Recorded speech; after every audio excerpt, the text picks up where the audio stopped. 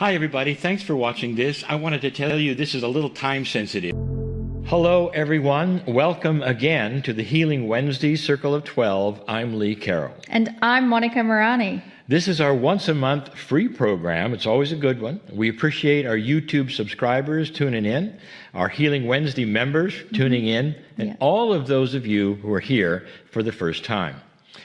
If you're a member, and I say this because if you're not, you should hear this, the members receive replays of all of the shows. There's 4 a month. They get all 4.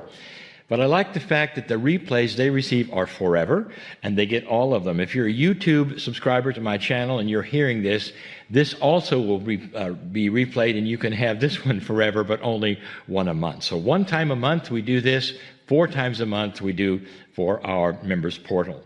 It's easy to subscribe. It's cryonmasters.com. Just go there and you'll find out how to subscribe.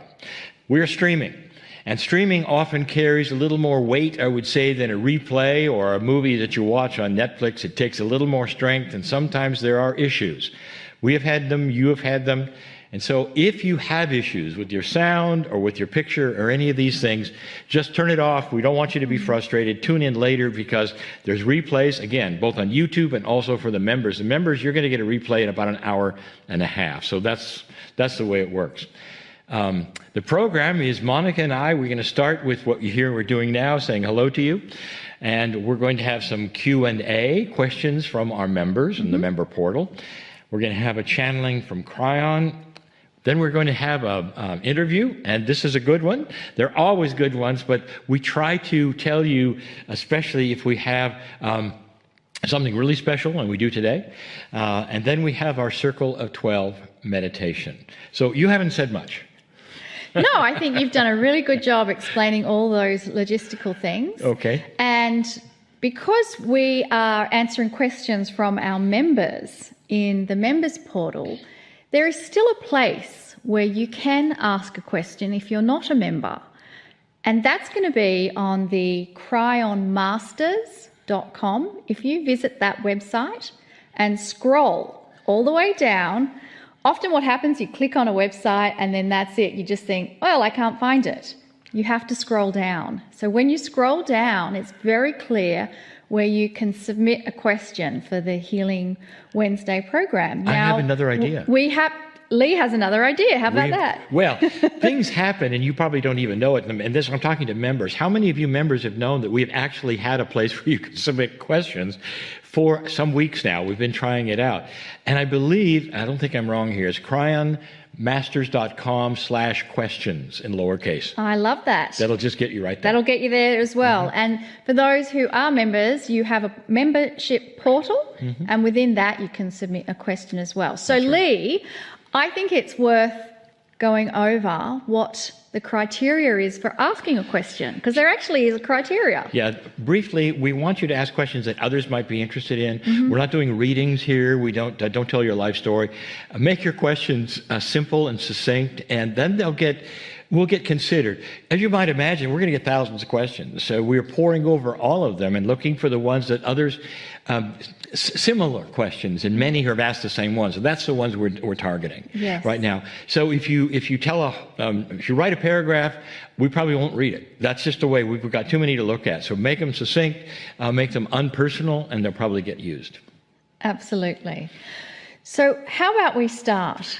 And I have picked 2 similar questions. They're on the very, and I love that. I love that we often get questions that more than one person is wondering about. So the first one is from Helena, and she's in Jakarta, Indonesia. She says, I have given instruction to my cells to slow the aging process.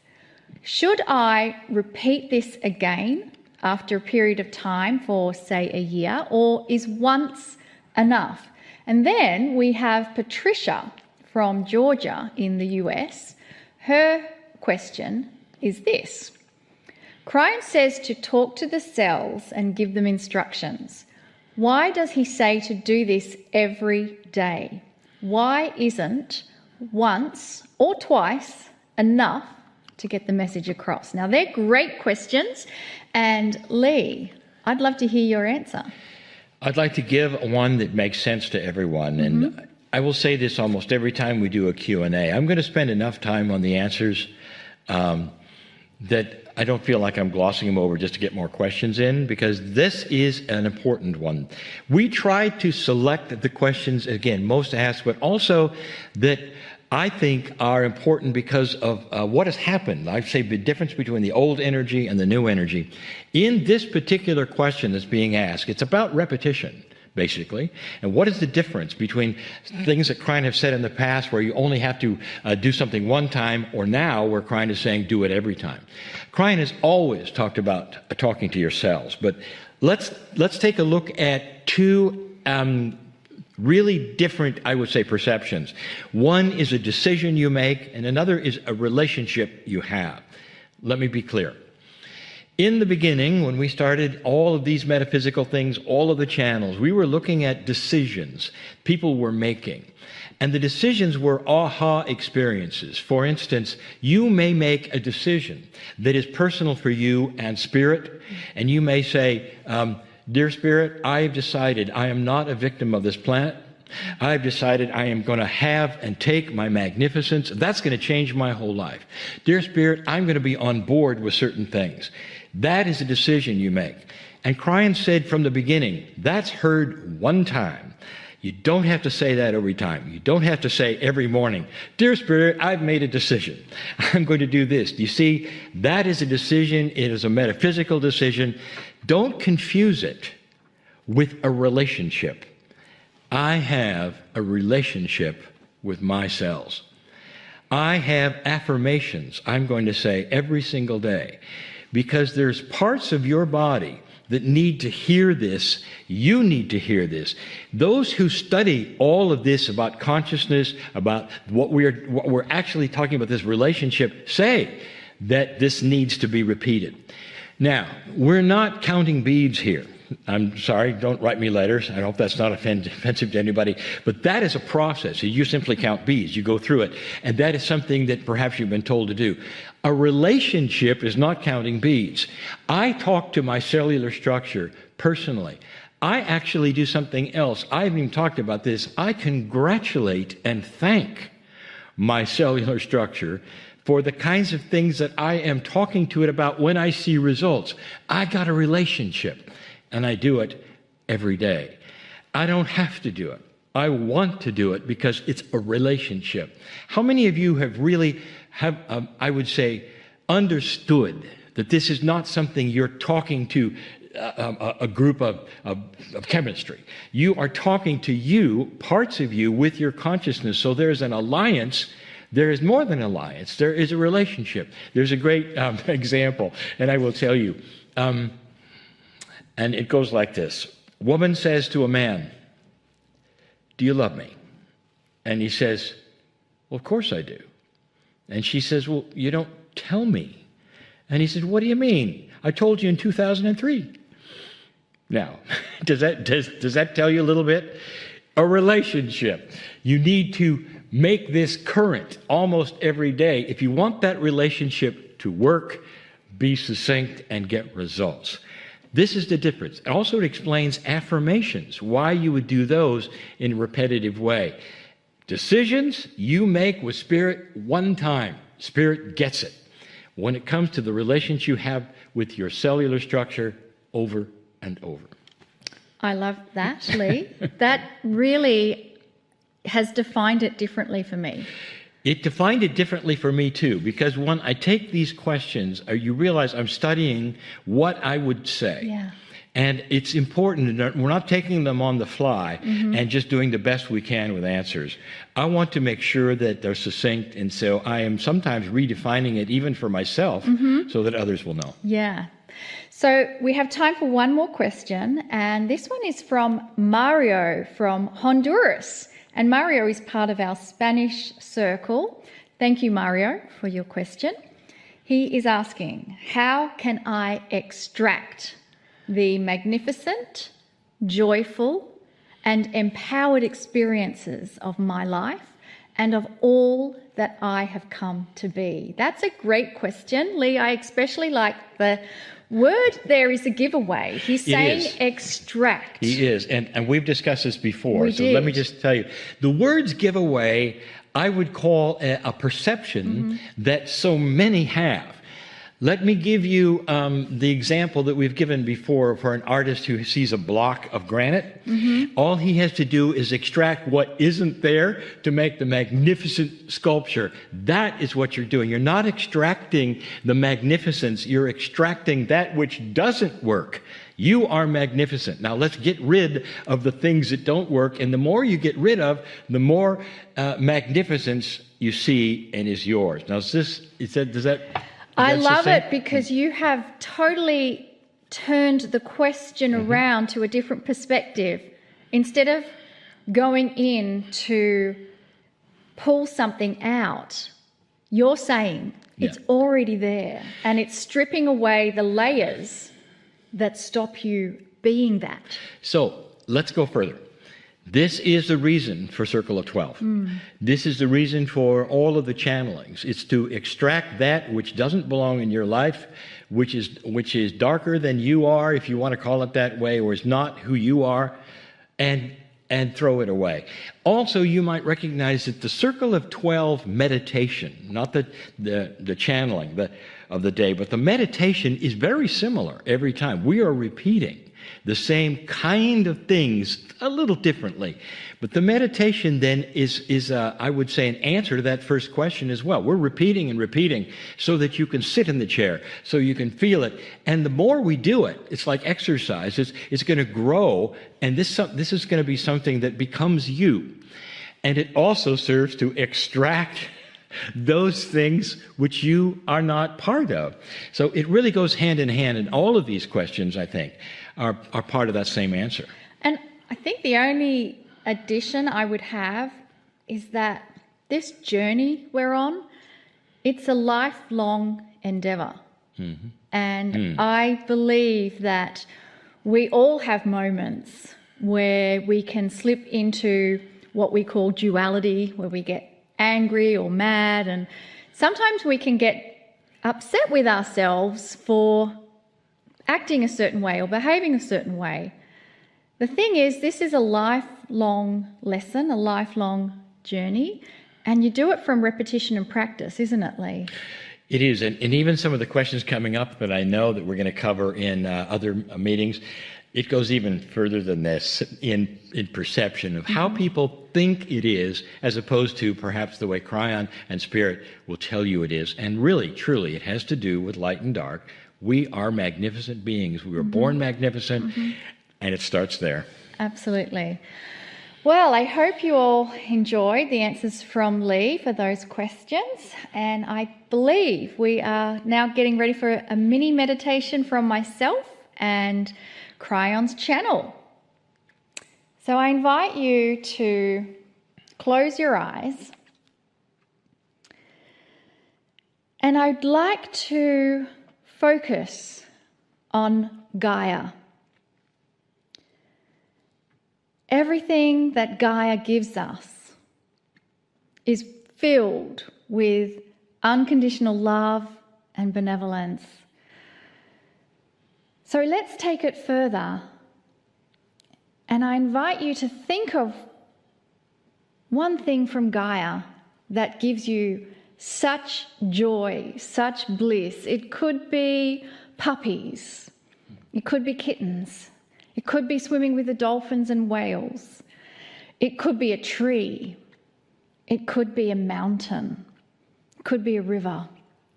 Whatever it is from Gaia that gives you just that pure state of bliss and joy, I'd like you to focus on that one thing. Feel that connection you have from a loving planet just for you.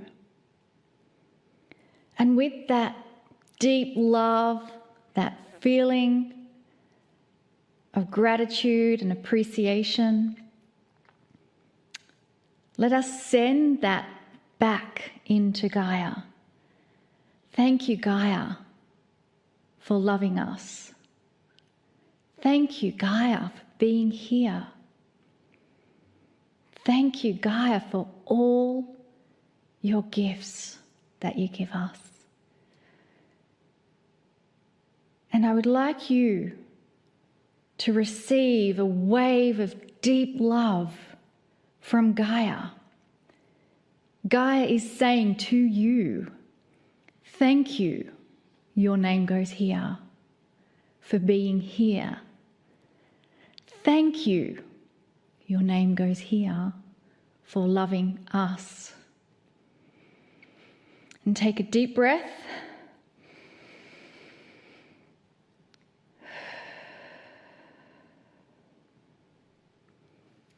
And allow yourself to soften and melt into the chair. Relax all your muscles in this deep state of appreciation and gratitude. Let us welcome the loving message from Kryon. Greetings, dear ones. I am Kryon of Magnetic Service. Again, we say to you, there is no mystery here. We know who is watching, who is listening, now, later, whenever it takes place. We know the ones who are listening only. We know the ones who are watching. And this is because there is a magnificent, multidimensional awareness of God. You know that. How can you have an energy that can hear 10 million prayers simultaneously and know each one? That is that multidimensionality of the creative source. You are part of that, and we have said this. And so this is a message for you. Sometimes we do a series of messages.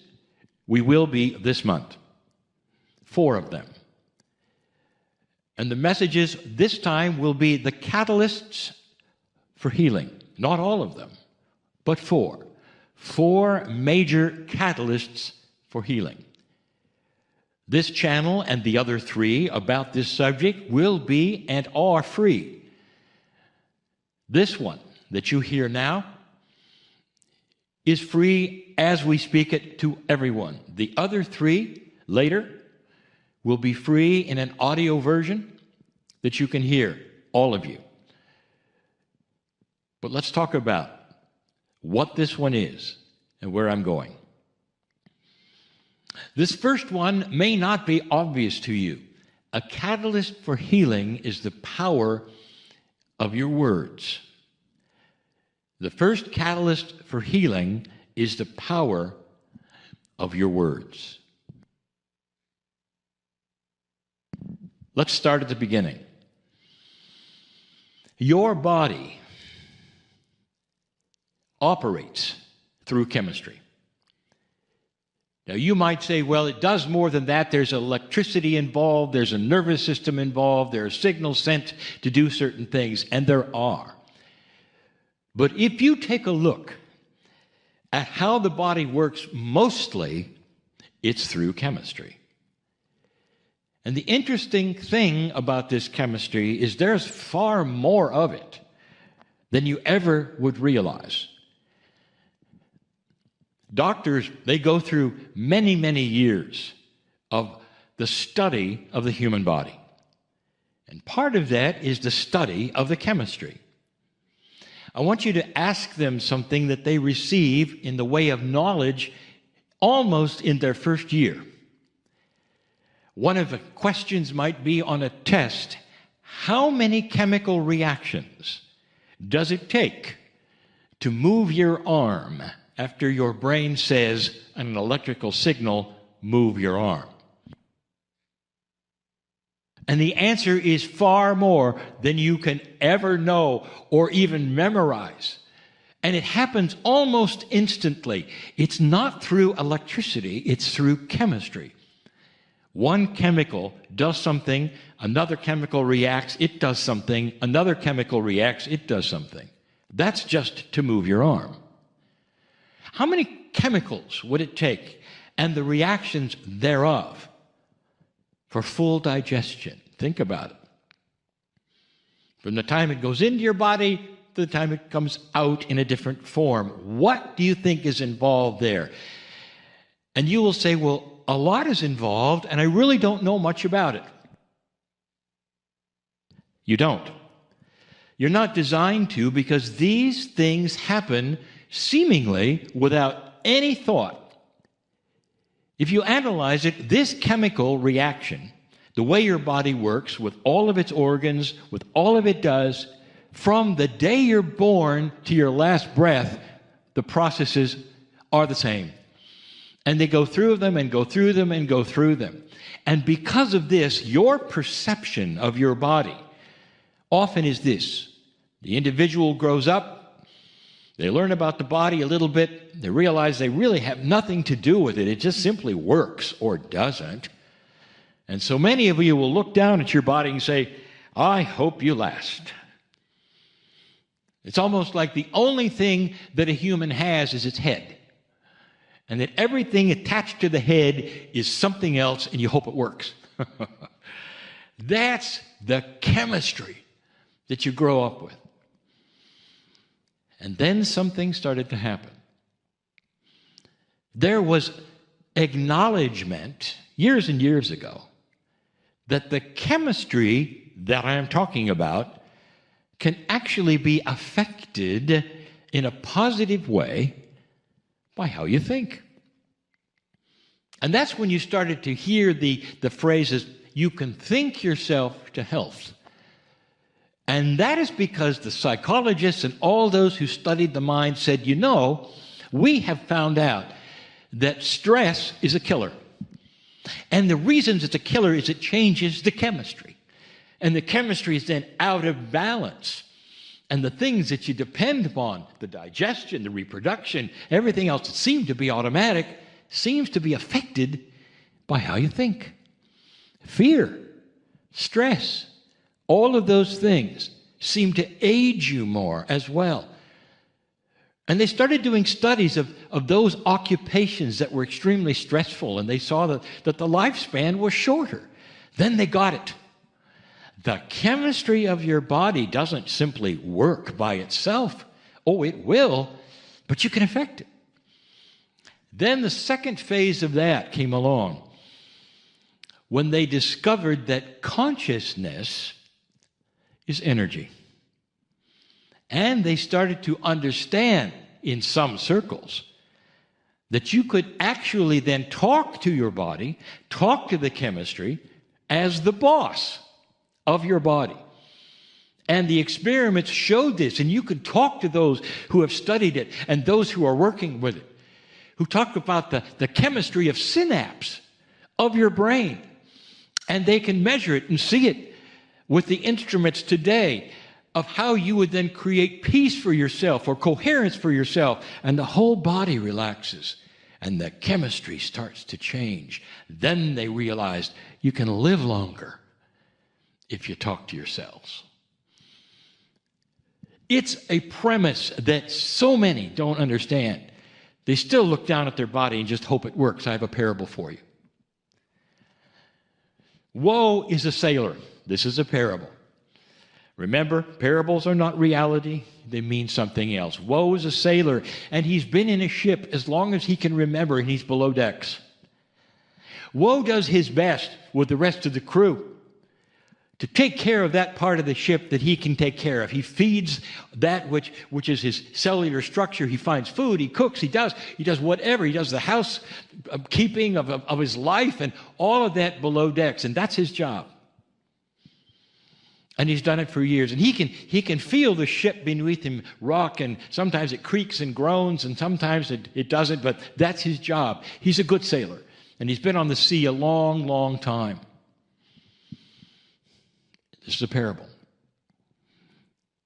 One day, he realizes the ship feels different. Something's happening. It's not quite a storm, but there's something going on.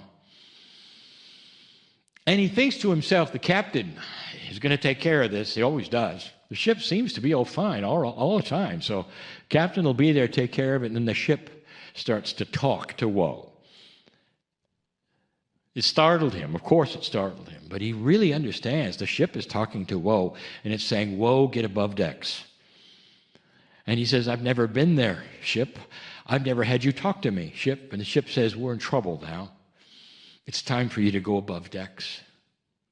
And Woe has a decision right now to think he's crazy and say, no, I'm going to do everything I've always done, just like I always have done it. That's what I know. That's what it's going to be. And so I'm imagining the ship is talking to me. Ship, go away. I don't want to know. I don't want to hear voices. I just want to take care of business. But there's part of Woe that says, it makes sense. Maybe I should go above decks. Maybe I should for the first time. Even the ladder to get above decks hasn't really been available to Woe, but there it is now, because he made the decision to go above decks. The ladder appears, the hatch is there. He's timid with this because he doesn't know what to expect. He's always going to meet the captain. He goes up the ladder and raises the hatch, and he sees for the first time the open sea. He sees the ship's wheel that is there, that which steers the ship, and he realizes it's completely and totally unmanned. He looks around to see where the captain is. There is no captain. He looks around for the crew to man the sails. There is no crew. Oh, but it was a sailing vessel, dear ones. And again, he looks at that ship's wheel, and there's no one there. Then he turns to look, and he sees the ship is heading for the rocks, and that was the whole story. That's why the ship talked to him. He ran to the wheel, and for the first time he turned it, and the ship turned. It turned immediately. As soon as he touched that wheel, it's almost like the ship sighed in relief and says, finally, there's somebody at the helm. He asked the ship, he said, you mean all this time there has been no one at the wheel? And the ship said, that's correct. We're in the open ocean. We've been traveling in circles for years and years. We've been fine. But suddenly we're not fine, because we're headed for the rocks. And Woe, you took control and steered us to safety. And Woe, you'll never go below decks again, because now you know something you never knew, and you can't unknow it. You're in charge of the ship, and you're going to steer it to safe passage. Do you understand the parable? The ship is your body. It is the chemistry, and it's always been asking you to take charge. And if you don't, and if there's been no communication, that ship will go wherever it does by default. But if your consciousness is talking to it and talking to the cells of it, and at the helm of that ship, dear ones, you have a much longer life. And disease will not attach itself to it simply because the ship is randomly going to different places and doing different things. And that's been provable even by your science. Take charge of this. Your words are so important, because now the ship is hearing you and your consciousness say, we're in charge. Do this, go here. And you do it every single day because you're the captain. Did you get the message? If you do this, healing will follow automatically, because now you are in charge of everything. Think about it. This is real. And so it is.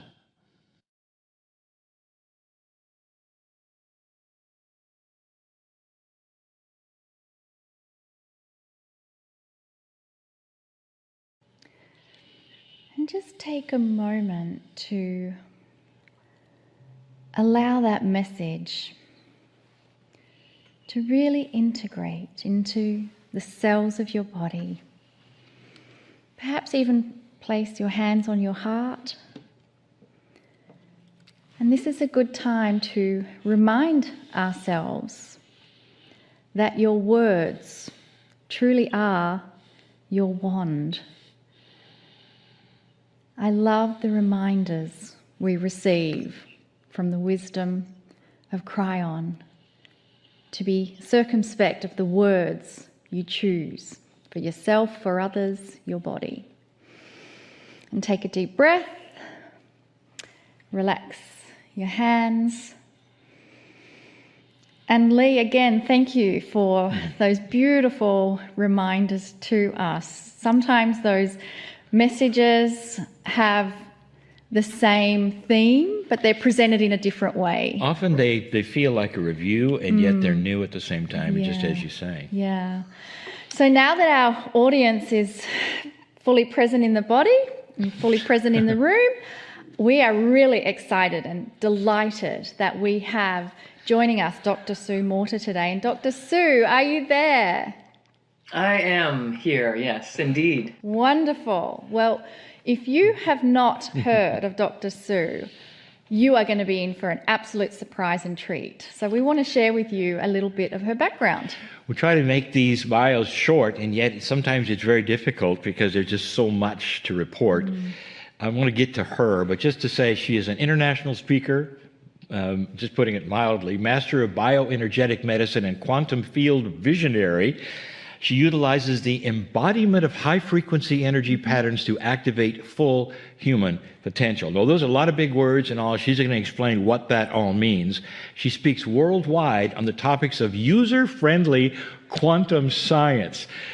I love her already because this has got to be a bridge. She is. In bioenergetics, natural healing, human potential. She bridges, and again, these words with an appeal to the senses, or what I will call the gut feeling, what she calls the gut feelings, and the core essence of who we are as human beings. Now, according to USA Today, she is the #1 best-selling LA Times author and the #1 Amazon best-selling author of the book, The Energy Codes, 7-step system to awaken your spirit, heal your body, and live your best life. She's the founder and creator of the globally taught coursework, The Energy Codes. Of course, this is the biggie. Multi-level body of work on personal and spiritual development. She also created Body Awake RYT 200 certified yoga program, and something that we have heard before even from some of our other healers, and that's the BEST, bioenergetic synchronization technique. Dr. Sue was recently recognised for her outstanding achievements as an honoured member of the Transformational Leadership Council, and in addition to founding Morter Health Centre in 1987, she's the founder and visionary of the Morter Institute for Bioenergetics, which is an organisation committed to teaching individuals self-healing techniques. I love all of that, Lee. Yeah. She's been doing this longer than you've been doing Kryon. She's been travelling the globe at the same pace as what we were with Kryon, and all of that stopped a year ago, and she's completely gone online, which makes her even more accessible to even more people. So, Sue, tell us all about your journey. Oh, thank you so much for having me. Thank you so much for what you are doing in the world to awaken individuals to the truth of who we are and what is going on here and how we might better implement and integrate those things. It is my great joy to contribute to that conversation in my way. About 20 years ago, I had an awakening in my own consciousness that was the byproduct of sitting down and trying to learn to meditate. Now, the moment that I started trying to learn to meditate, I began having tremendous transcendental and transformational experiences. And as such, I was opened into a reality that I had no idea about. And I'm actually kind of glad that I had no idea about it, because if I had known that there was another place that we were supposed to awaken to and enliven our awareness in, I would have been so busy trying to get there that I know I never would have, right? It wouldn't have happened because I'd have been dialed into the try instead of into pure presence. And so I was terrified as a kid. I slept on the floor of my closet growing up because I was just afraid of life. And there was only one direction I had to look if I was, nestled back in the closet. And so the idea that I'm traveling the world and speaking to audiences of 100,000 and those kinds of things are mind-blowing when I stop to think about it. But what happened was, because I was intimidated in life, I became kind of a perfectionist. And in that perfectionism, trying to control everything and trying to make it better and make it right, I was very stressed, as one would become. And so I sought out meditation about 20 years ago as a resource for relaxing, for managing my stress. And instantly I started having transcendental, multidimensional experiences. And I awakened in an instant, high above the earth. I could see the earth beneath me about the size of a marble. And I was embedded into it up to what would have been my knees. But I didn't have knees because I was a ray of light. And I could see 360 degrees around me in a brilliant light, so bright it was 10 times brighter than the brightest day in the desert that I had ever seen. And it wasn't a light that you wanted to shield yourself away from. Rather, it was what I was. It was something beckoning me into the fullness of my being. And most importantly, I could say that every time I took a breath, this beautiful pink iridescent horizon would rise, and as I would exhale, it would just gracefully fall back into its position. And as I would take another breath, it would rise again, and it would just gracefully fall back into place again. And I knew that this was the true nature of who we are and what it is that is happening here. Now, being trained as a doctor prior to that, I was, of course, very curious as to what was going on here and what was the purpose and how was it going to serve and how could I reproduce it. The felt sensation inside of that state is actually the most important piece that I want to share. And it is this felt knowingness that there was nothing missing, there was nothing broken, there was nothing to achieve or to become. I was completely whole, completely present, and I had always been there. I knew that this was the truth of who I was, and that every experience that I was having was just an experience. It was a project that I was engaging in. And so I spent the next 5 years trying to integrate and reproduce and figure out what was happening and why did this opening occur in my life and how was it going to influence me and how could it benefit my patients and work with a healing modality. And between that time frame and the next 5 years, when I began implementing it, I began to determine and to discover how to reproduce this experience for myself, I began sharing that with my patients. And as I did, I started noticing that as they were starting to do some of the things that it required for me to return to that state on purpose and consciously and intentionally, when I would relay those practices to my patients, I noticed they started getting better faster and they were staying better longer, and they were needing less in between their visits with me. And pretty soon my practice really became more of a teaching center rather than only physical healing or emotional healing or even spiritual healing. It became a place where people would come to learn about how to sustain these states that they were achieving inside of the bioenergetic work that I was doing. And so I began to teach, and then I began to be called out into the world to teach and speak at conferences and be invited into all sorts of applications of what had birthed in me.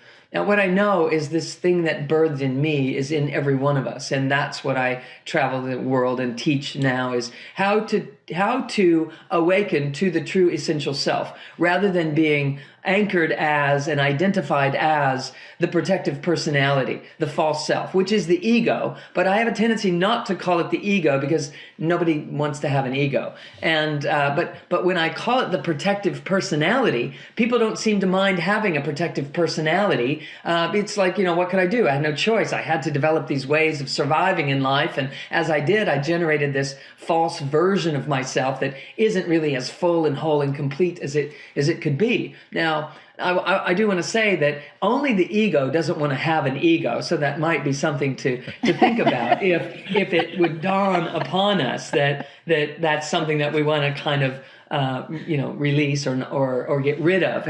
And what I really want to say about that is that The ego is not something to get rid of. The ego is a version of us that was established as this protective mechanism, and it simply needs to be embraced. It needs to be pulled back into the mix rather than excised and gotten away from. If we ever want to operate inside of unity consciousness, which is where healing and wholeness and health and vitality and our immunity and all other popular considerations exist. It is in the merging back together of all of our parts. I basically describe it like this. When we land here, we sort of splat and we disperse. And in that dispersal, our mind goes one way, our body goes another, our breath goes yet another way. And in the course of our lives, we feel dispersed. And in the midst of that, we develop a way of being. We become attached to the mind because that's the faculty of us that will allow us to make decisions, to protect ourselves, to do all the things that are necessary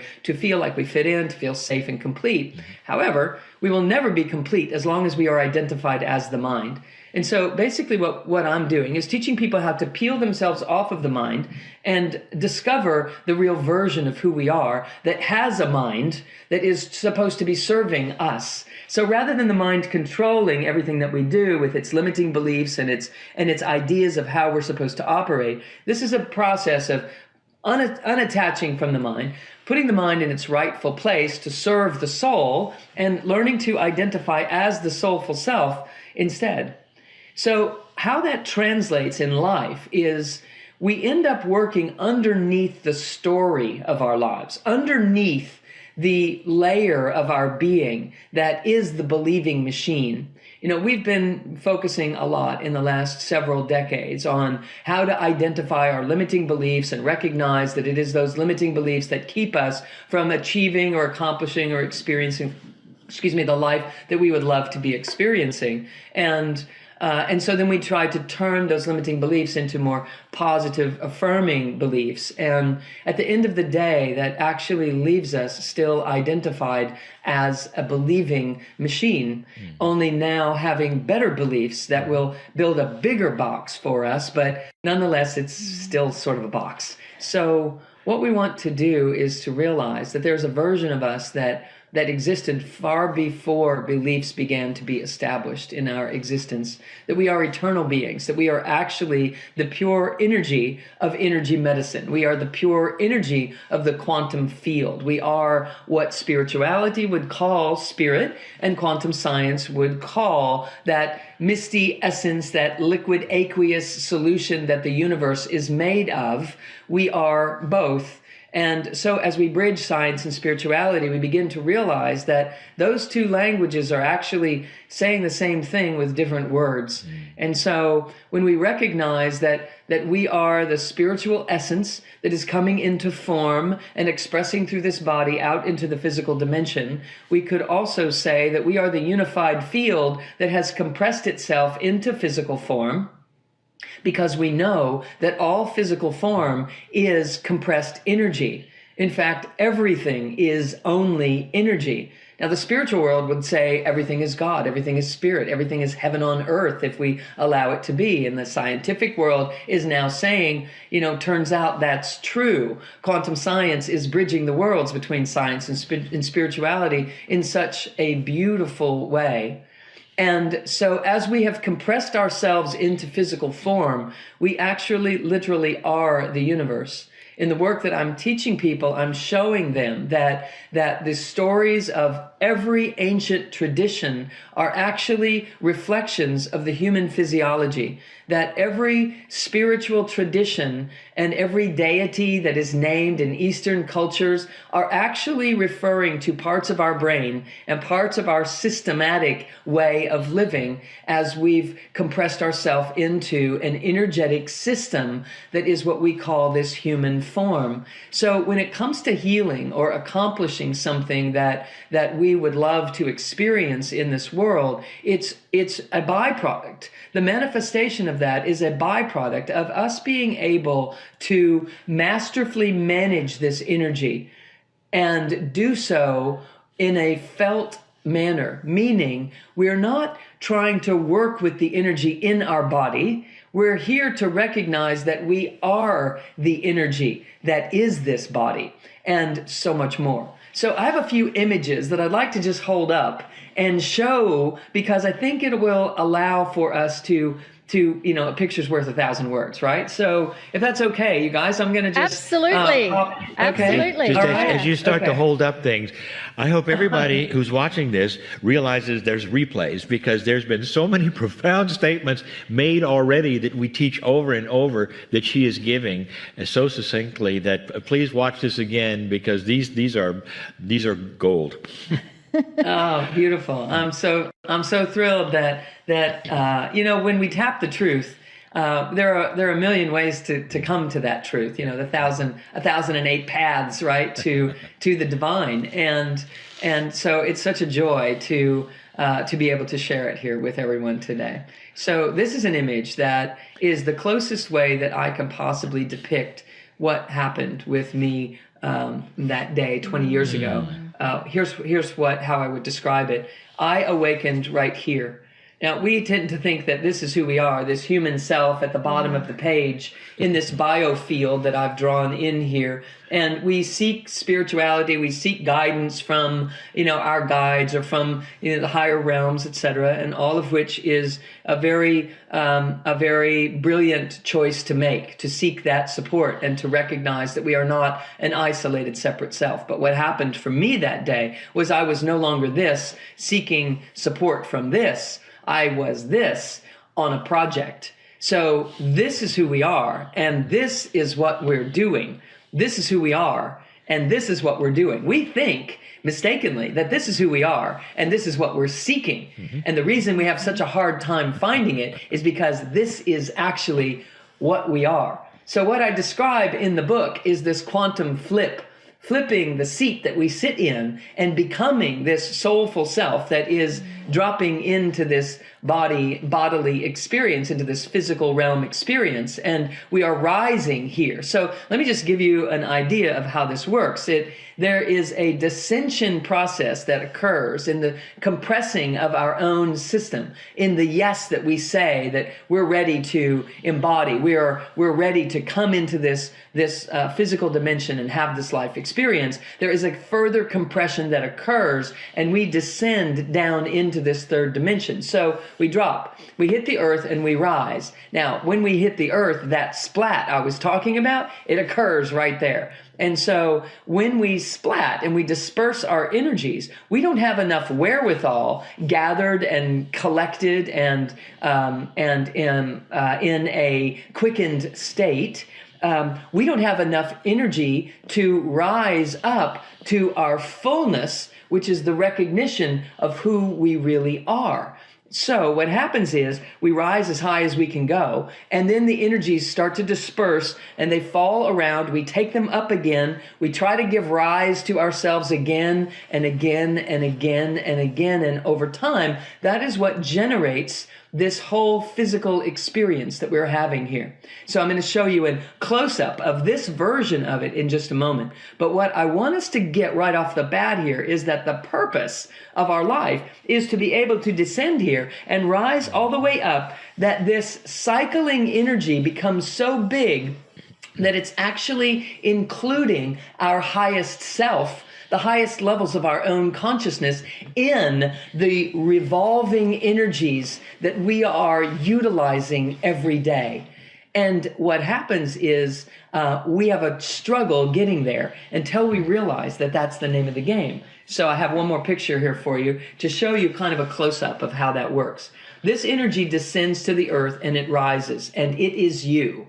It is you. You don't have energy running through your body. You are an energy being, okay? You descend to the earth and you rise. And you rise all the way up through levels of energy, layers, different frequencies of energy that represent different aspects of your own consciousness. So we know the chakra system represents different levels of consciousness as well as many other influences that they have inside this whole system that we are. So let's look at it from levels of consciousness. So if I rise up through my rootedness and my wisdom center and my personal identity as a cosmic, universal, multidimensional being, and I rise up through the love that I am and my ability to manifest and my recognition that I am not a human being. I am being human at this time. And there's a big difference there. I'm a spirit energy being human at this time. It starts to take on a totally different context, and it starts to take on a totally different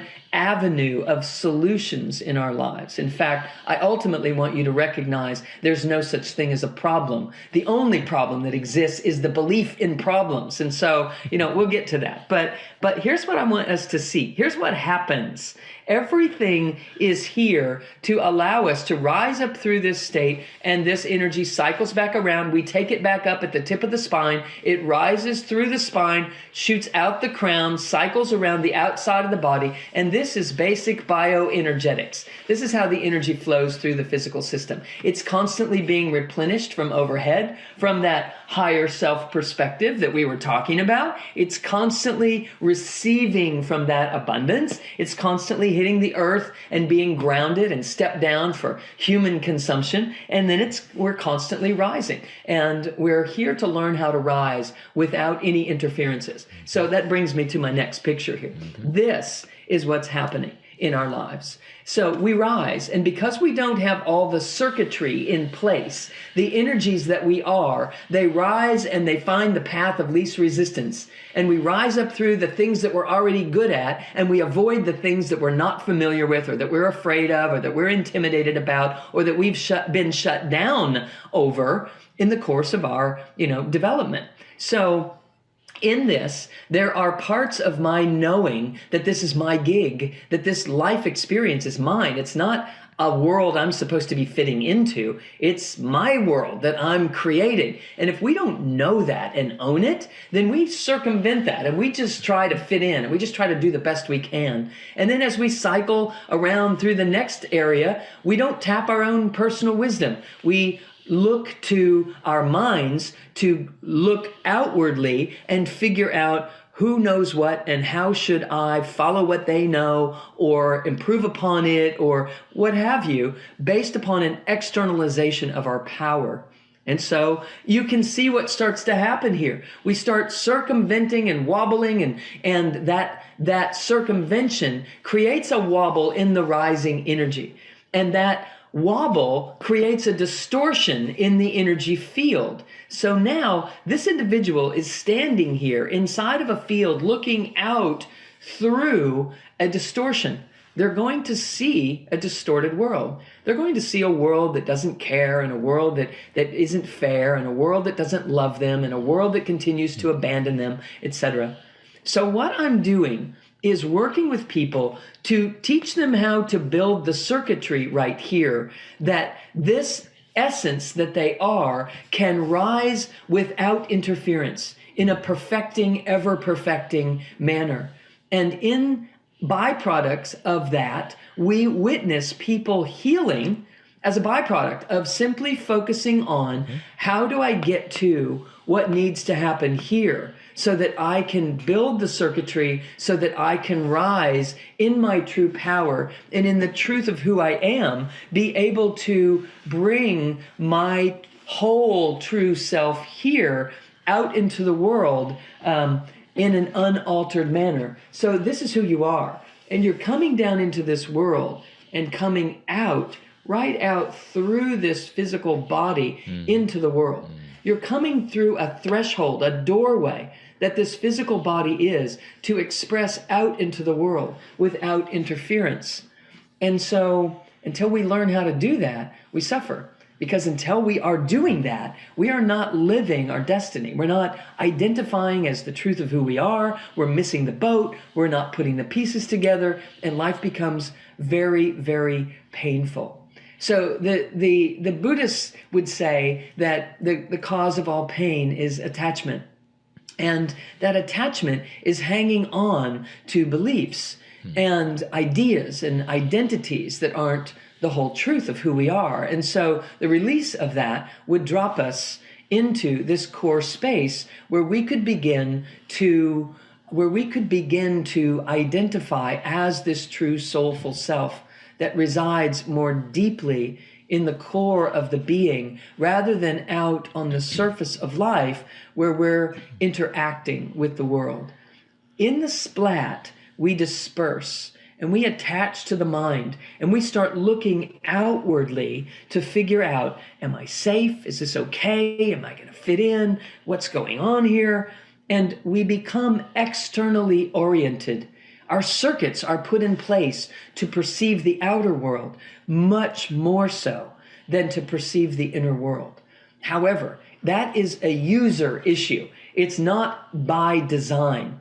It's by nurture, not nature, that is happening. By nature, we are sensory beings. Science would show us that we are 10 to 100 to 10,000 times more sensory than motor.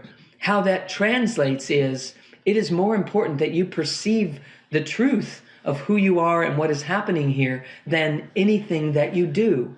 The motor nervous system is about the doing. The sensory nervous system is about the perceiving. So I'm teaching people how to perceive a greater version of who they are. I'm just going to say, You've hit on so many of the points that we teach over and over and over. And she's given the visuals of what Kryon's always trying to teach us. And can I just say, because I want you to start listening where they can see more here, but just folks, if you're listening and you haven't got it yet, healing is a byproduct of discovering your magnificence. You got that? And so you arrive magnificent, and she's saying, and we split out. This is exactly what we've talked about. We're now collecting energy to find our magnificence. That's what the Circle of 12 is all about. That's what's going across the bridge is all about. And in the process, healing is a byproduct. It's one of the most profound things I can say. This is what she's teaching, and if you want to know more, Sue, how are they going to find out? Oh, well, they're going to find, they can find so much. We have so many online courses, etc. at drsuemorter.com. It's DRSUEMORTER.com. I have online coursework, and if and when we get to gather again in groups, I do in-person workshops all across the world. I go to sacred sites and take people to sacred sites and do all kinds of meditative practices and those types of things as well, all as an attempt to enliven the memory of the truth of who we are, to reactivate that memory.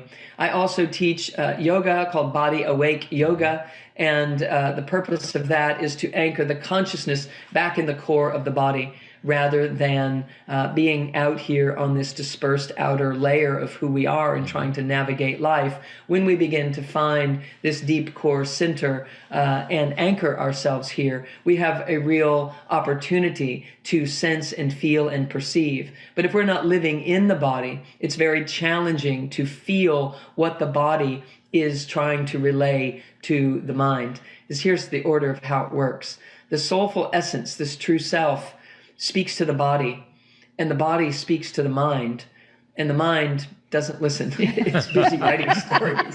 Right? I'm just like, I'm out of here. Sounds like some of our worst ex-relationship partners, right? They just don't listen. Right. It's busy deciding, what went wrong and what did they do wrong, and how can I avoid people like that in the future, and all the things that we've defaulted into doing for survival purposes. There is so much here, Dr. Sue. Yes. Thank you. I can just tell why people love your work so much. If you are one of these who say, wow, there's just so much here. Again, I want you to play it again and hear it again. All of you can.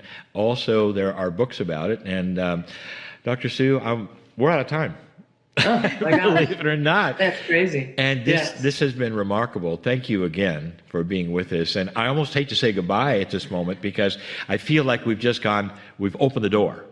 Yes. To some really marvelous work, and again, I'm bowled over by something I didn't realize that was there, and that is all of this body of work that you have. Well, the most rewarding part of it is I came out of physical medicine, and so I'm all about getting results. Like, how do we take these concepts and do something with them? And so the body of work that I'm teaching people is literally how to build those circuits, how to anchor in the body and build the circuitry. Because when we have a reaction to someone, or when we have our buttons pushed or our triggers tripped, there's a reason for it. And it's because that energy is hitting those areas where we don't have the circuits, and it's trying to go around them. That's right. We literally can feel that in the body when it's happening. We get a knot in our stomach or a lump in our chest or knot in our throat or whatever, and it's all a byproduct of the body trying to tell the mind, hey, you're not operating in here the way that you could be, in the way that you should be. And if you would be, we would be feeling differently and responding differently out in the world. So it's my greatest joy. Well, thank you so much, Sue. It's been an absolute pleasure and delight, and I really look forward to seeing you again. I'm sure I can feel that happening. Right. I would love that. Yeah. Yes. So Absolutely. we are out of time, and we're going to take a 10-minute break, and we'll see you again very soon for the Circle of 12.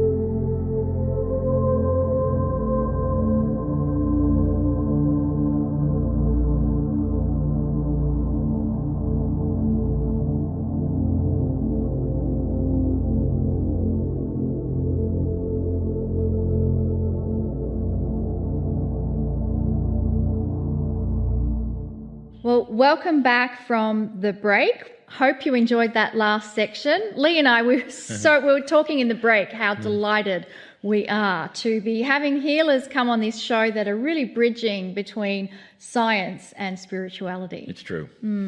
Yeah, absolutely.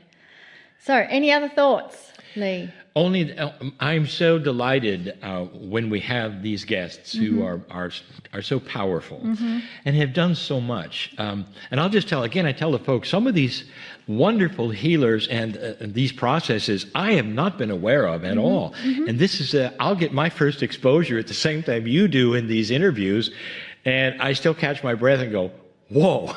And that I didn't know that was going on. Absolutely. Yeah. And I just love how our community is just getting richer, I think. Richer and expanding, and I love it.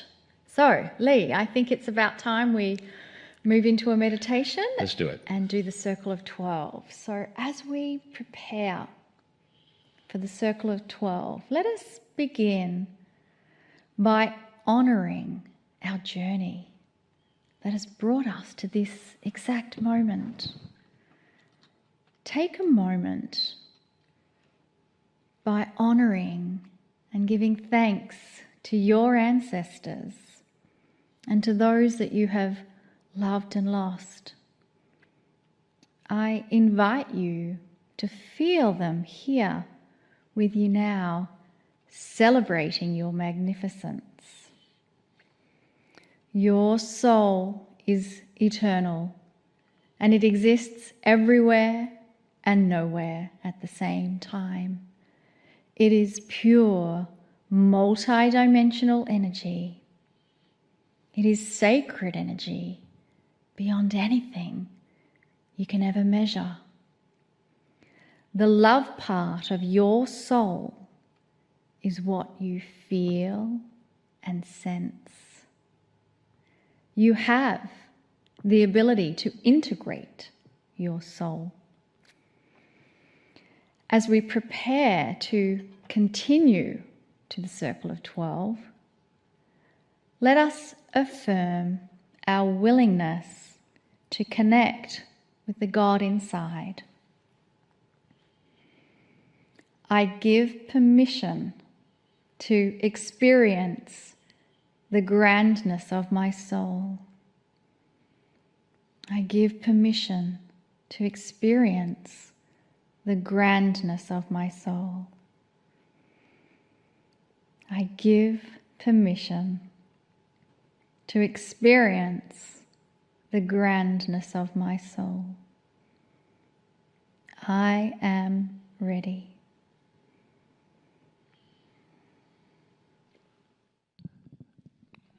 Greetings, dear ones. I am Kryon. I invite you to come closer. This invitation to come closer is the perceptual crux or focus of the Circle of 12. These meditations are about an integration of all that you think you are, to become closer with those things you don't even think exist, to open a door that you didn't even know was a door. Multidimensional things are like that, and we say this so often. We are inviting you to do something that is not commonly asked of you to do. In faith, without intellectual pursuit, to start to feel things that are true and accurate instead of having to prove them in a three-dimensional way. That's what we're asking. Today's channeling was about chemistry. It was about a chemistry that seems to be completely and totally apart from who you are. Your consciousness ponders great things. Your consciousness ponders the world, your survival, your systems, the rights and the wrongs, the dark and the light. Your consciousness ponders wonderful things. It doesn't spend a lot of time pondering your liver. It doesn't have to. Because you see, those things are taken care of, aren't they? And chemistry just does what it does. And if you were paying attention to the channeling that came earlier, you're realizing that perhaps you ought to think about a perceptual change where you start pondering the chemistry of your body. Here's where it gets good. Research has shown that these very molecules of the chemicals that make up your body surprisingly have a multidimensional aspect. Indeed, they have been shown through some experiments of the quantum biologists that they're more than 4D and 3D, that there really truly is an aspect of multidimensionality.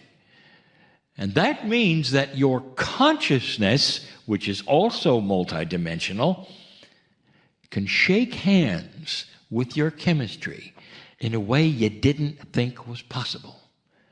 We have told you to talk to your cells, now you know why. It's more than talking, dear ones. It's consciousness, loving your cells enough to say, I love you. I'm going to say it today and tomorrow. Congratulations for being with me. Now, let's move life together. Count every other day in your body clock so we're going to last longer. Dear cells, we're going to be out of stress. I'm going to do everything I can to support that which is my liver, which is anything else, which is my foot, which is my knee. All those things which belong to you are made up of pieces and parts of the chemistry. All of them have a multidimensional aspect.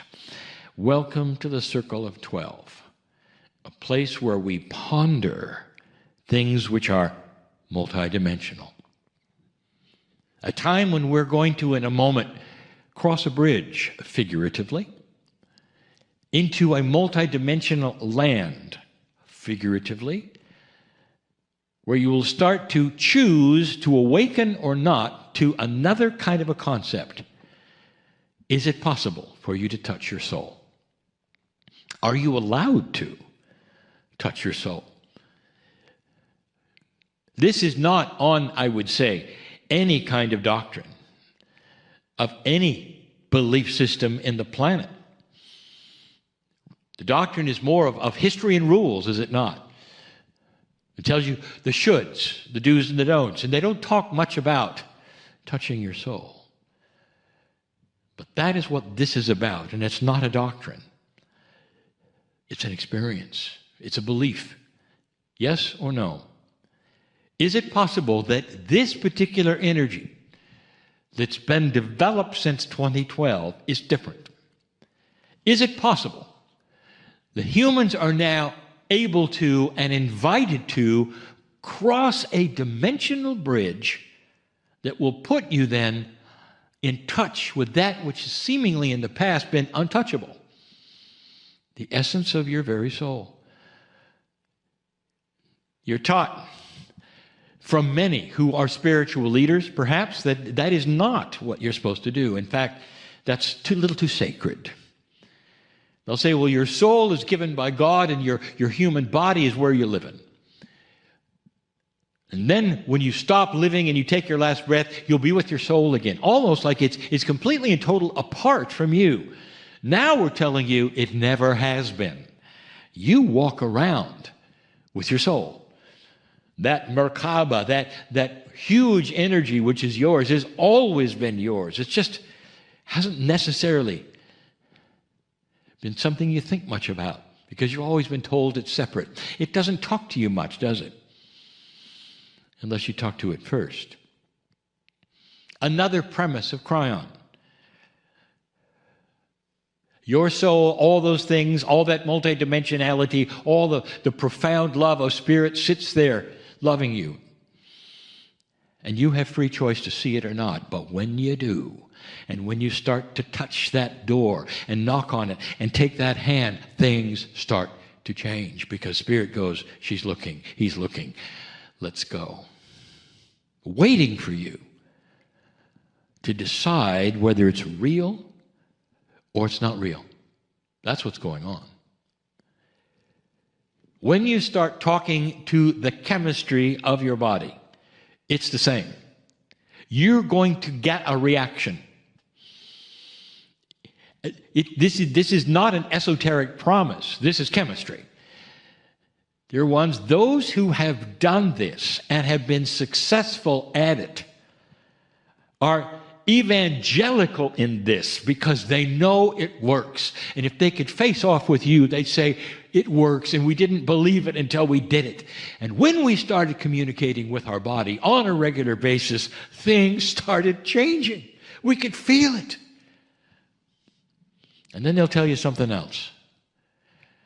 That their perception changed when they got results. And now they know something that they didn't know before. They got an awareness of what they could do, that there was more out there.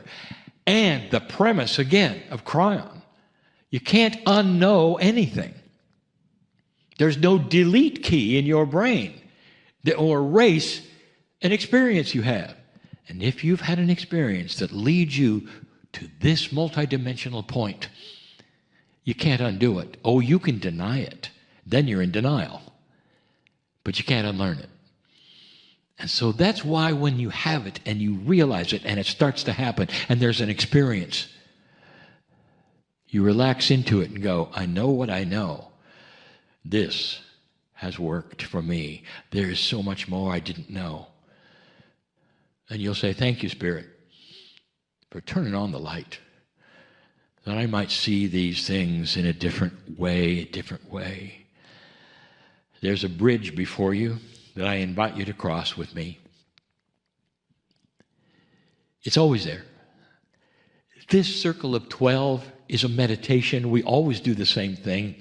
It's a little different, like any meditation is a little different. There are different words, there's different awarenesses. A little different than a channeling, where there's always new information and there's things to do and places to go and teaching. And this is not that. This is an experiential meditation. The circle of 12 that I lead you to. I know what's possible here. When you get to the other side of that bridge, I know what's possible. I know there are experiences that will reverse disease there because it can't remain there in your body when you have an awareness of a light and there is no light now. I know things that have happened in the past when human beings have had this kind of an awareness when they didn't before. I have seen, and you have heard of the spontaneous remissions and all of those things. This is on the other side of the bridge, and eventually there will be no bridge, dear ones. Did I tell you that before? The bridge separates the known from the unknown. What you are, what you think you are, all the things you believe, crossing a bridge into that which you don't even know exists and violates, perhaps, some of the realities you've been told are possible or not possible. You don't cross the bridge with a clipboard. You don't cross the bridge checking off things that you know or don't know and coming back and verifying them later. That's not what we're doing. That's all 3D. When you cross the bridge, you're wide open. You've got to be okay with things you don't understand. If you're going to be intellectual and say, I have to see it and know it and understand it before I go there, it isn't going to work. We told you this before. I want you to cross the bridge with me. Come to the middle of the bridge and you'll see again the mist that's always there. The mist is there. It's a fog that hides what's on the other side. So you can't use your intellect to peek there and come back and go, I'm not going to go today. Or, oh yeah, I'll go today because it's okay or it's not okay or the sun is shining or it's not shining. You're going to go into that fog prepared for the unknown, knowing it's a safe place because it's you're going to see. A piece of you that's more magnificent than you thought that you're going to see. An experience which enhances you. And so many are afraid. Only because it's so different. Come with me right now and walk through the mist. Right now. Take my hand.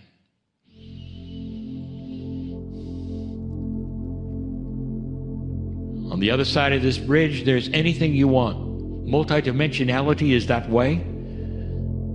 Don't be shocked or surprised if you don't understand everything I'm going to tell you. I speak in metaphors. I always will. Almost all spirituality is given to you in metaphors, in quatrains, in verses that mean something else. This means something else. We're going to go into a hall where there's a theater. You're going to pass through a door, which some of you think is a portal. It really is the entrance to the unknown. It's your giving permission not to understand what's coming, but to know it's real. Can you do that? Don't understand it, but I know it's there. Can you do that? Most of you do that daily with technology. You use things you don't understand, but you know it works. This works. Come with me to that theater in the round, that sunken theater in the round, where you are going to climb up the stage after you've gone down the stairs in this sunken theater. The audience, you don't know who's going to be there. And it changes from day to day, from time to time, from meditation to meditation, just for emphasis. If you can't visualize it, then simply sit and feel it. Spirit wants you to get this. So if you can't visualize it, that doesn't mean you can't get it. Spirit says, well, then don't do anything but sit and be loved. You can do that, can't you? Can you sit and simply feel? But for those of you who can visualize, come down the stairs with me, climb the stairs, and get in the chair. We've done this for months. Once a month, twice a month, 3, 4 times a month. We do this. We sit in this chair and we ask you to visualize sitting in the chair. There are some who say, well, I can't really visualize anything. Really? Can you visualize sitting down? Is that too much? And you say, well, no, that's fine. I can visualize sitting down. Stop. Sit down. Can you visualize someone saying beautiful things to you and congratulating you, or even washing your feet? Is that too hard? That's very 3D. You say, no, I can go there. Then stop and just do that. Just do that. Let us simply love you. For the rest of you who can visualize anything I'm telling you, I want you to see the audience coming in. I'll tell you who they are. Every single member of this audience is a human being who has changed their lives because they've talked to their cells. They've had disease in remission. They have had peace where there was none. They have erased their life from the fears and the anxieties they'd had. They've dropped unforgiveness. Every single one of these is a champion of energy in that way. They've done it. They learned how, and they do it daily. Every one of them. And dear ones, there's tens of thousands of those. And they're going to sit in the audience and look at you. Because that's what you're here to do, and that's what you're here to learn. They're sitting in the audience. And now it's time for you to talk to your cells. What are you going to say? Once you start like this, dear cellular structure, dear chemistry, I'm here finally to take the wheel of the ship. I'm here and I understand that this is now possible. Please join me. Thank you, cellular structure, for the love that we have for one another. This is the beginning of our relationship for the rest of my life. And if you think, well, this is really hard, Kryon, I can't talk to a molecule, I'll tell you that audience is now going to support you, and they're going to start yelling suggestions. They're going to start writing things on pieces of paper, throwing them off on the stage because they know it's possible, and they are in love with you because you are endeavoring to do what they have done. Every one of them has done this, and they're there to help you. Some of them may even come up on stage and start talking to you. Why don't you try this? Why don't you do this? Why don't you hold our hands? I got a process. I got something else. They'll say, I had trouble for a while, but now I'm fine.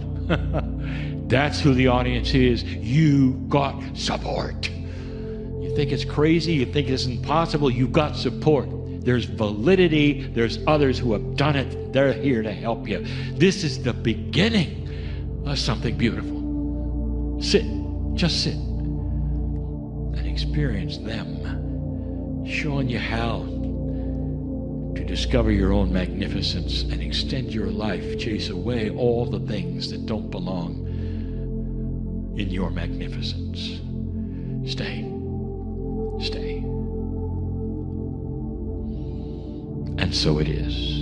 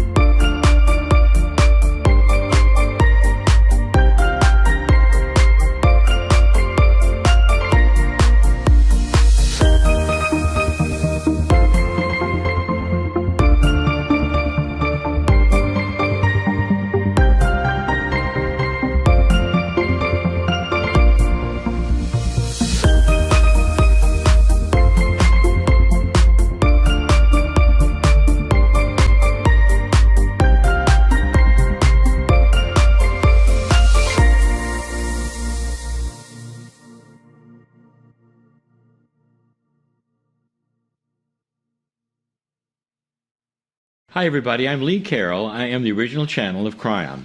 And we'll begin the final portion of today's journey through this live stream. Take a deep breath.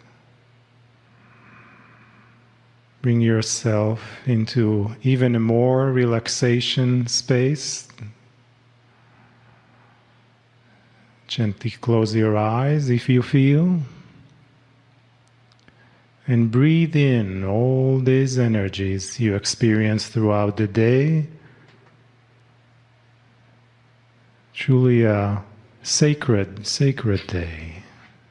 Sacred day that's truly coming from within yourself, experiencing more the sacredness of who you are.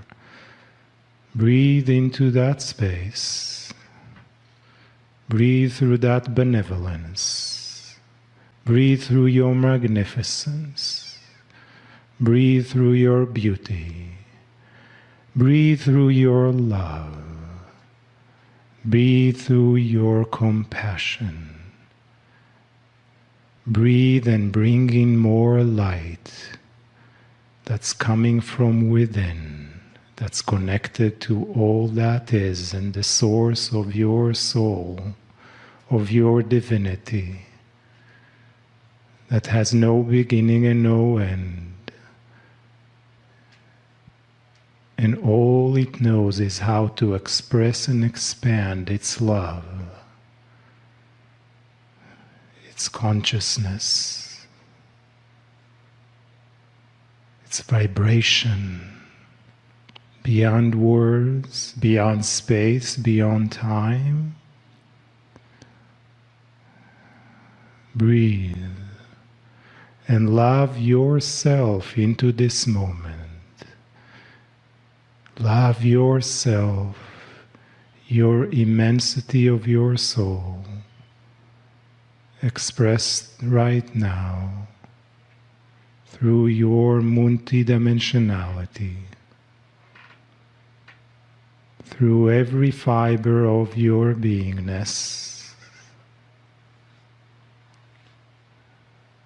How beautiful, how precious, how loving you are.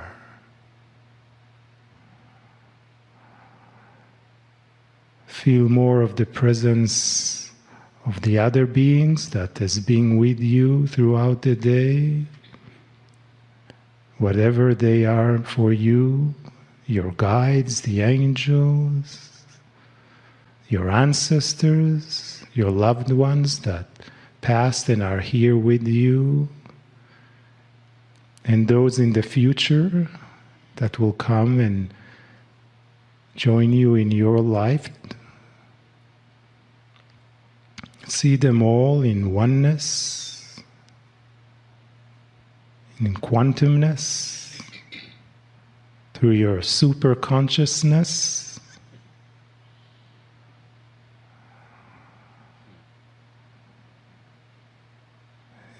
You see, there's truly no time, no limit to all that you can experience. It's just sitting there and allowing for it to flow into you and from within you.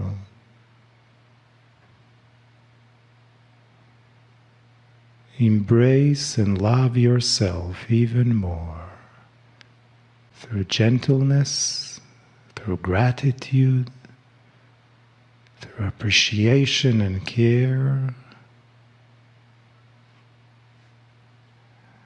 feeling more of this intuitive experience, intuitive concepts and energies, opening up to more synchronicities in your life, feeling the expectation rising from within you for things to come, to bring new abilities, new understandings, planting new seeds for a new path and future near and far for yourself, being open to all that can come,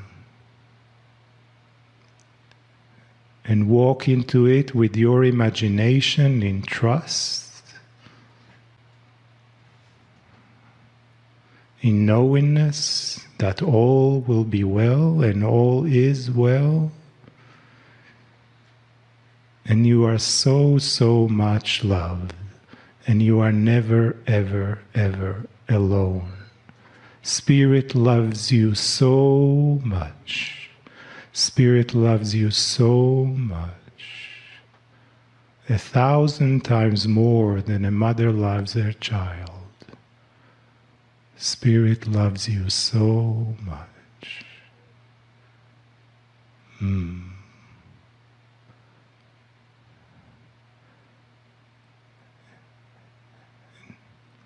And let us receive more from the energies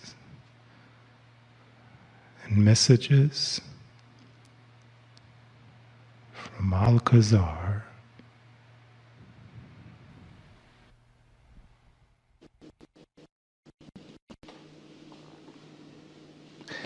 Beloved ones, we greet thee, 'tis Alcazar.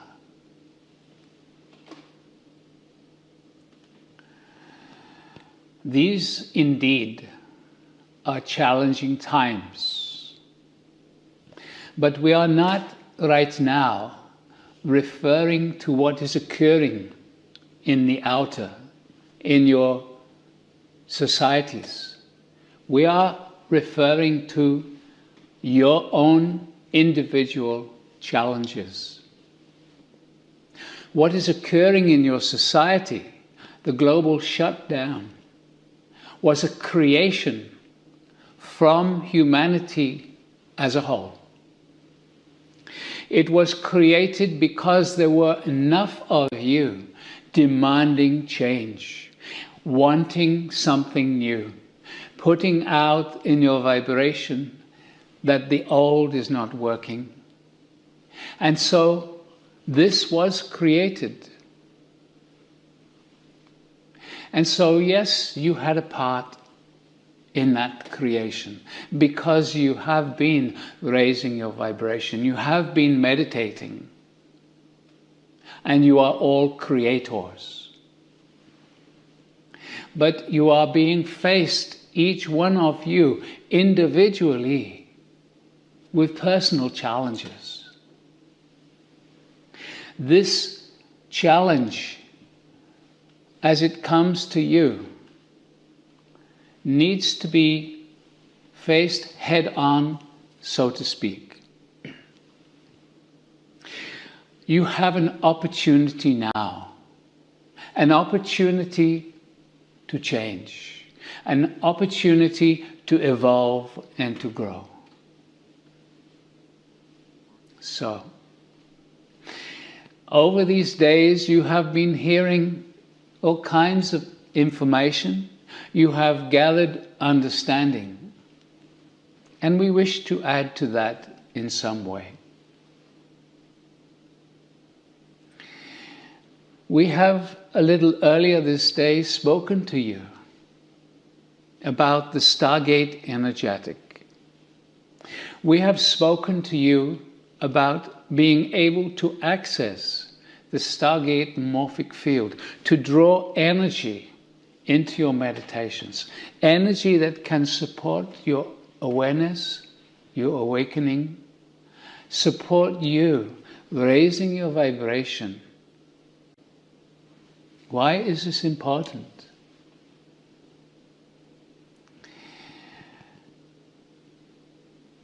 Each one of you has been affected in your own unique way by the external circumstance. It is important for you to deal with your own individual situation. And you are unique.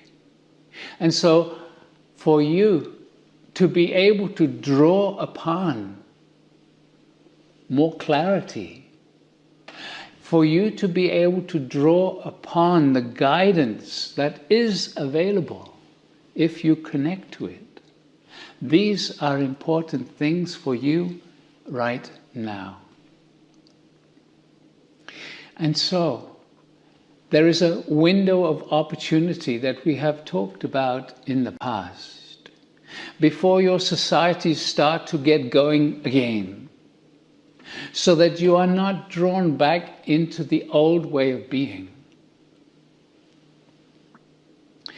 Take a look at the challenges that you have in your life, and then meditate, raise your vibration, draw on the support that is available from many, many different sources.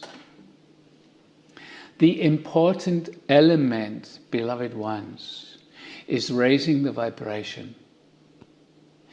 Because as you might have heard, you cannot resolve a situation on the same level that it was created. And so when you raise your vibration, when you allow a connection to your superconsciousness, when you allow the guidance to come to you, then new ideas simply form within you. a whole new way of looking at your situation is possible. Can you allow it? The conditioning from your societies all around the world tend to make you look at things in a negative way, to complain, to judge others, to judge the politicians, and in this particular case, the various information about the virus and the vaccines and so on. Beloveds, catch yourself. Be aware of the communications you have with others. Raise the vibration into an energetic of oneness so that you are not re-emphasizing the negative. You are not reacting in the same old way, the same old judgments. Others will want to pull you into that place because there is a sense of satisfaction complaining about others. We say to you right now, beloved ones, you are responsible for how your life will evolve from this moment forth. You cannot blame the government. You cannot blame your society. That is an escape, and it does not help. Now is the time to bring more awareness into your life. Now is the time to start to focus on what you wish to create in your life. So there are two aspects that we would like to draw your attention to.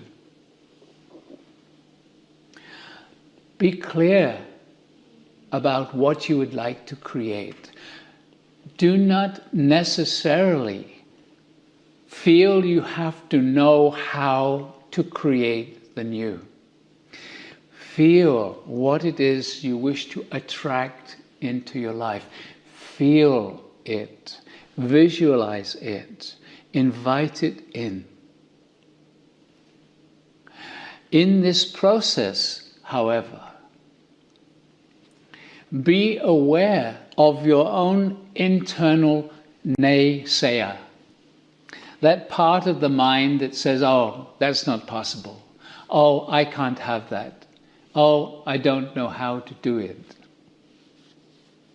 What we are saying here is that you are the creator of your own reality.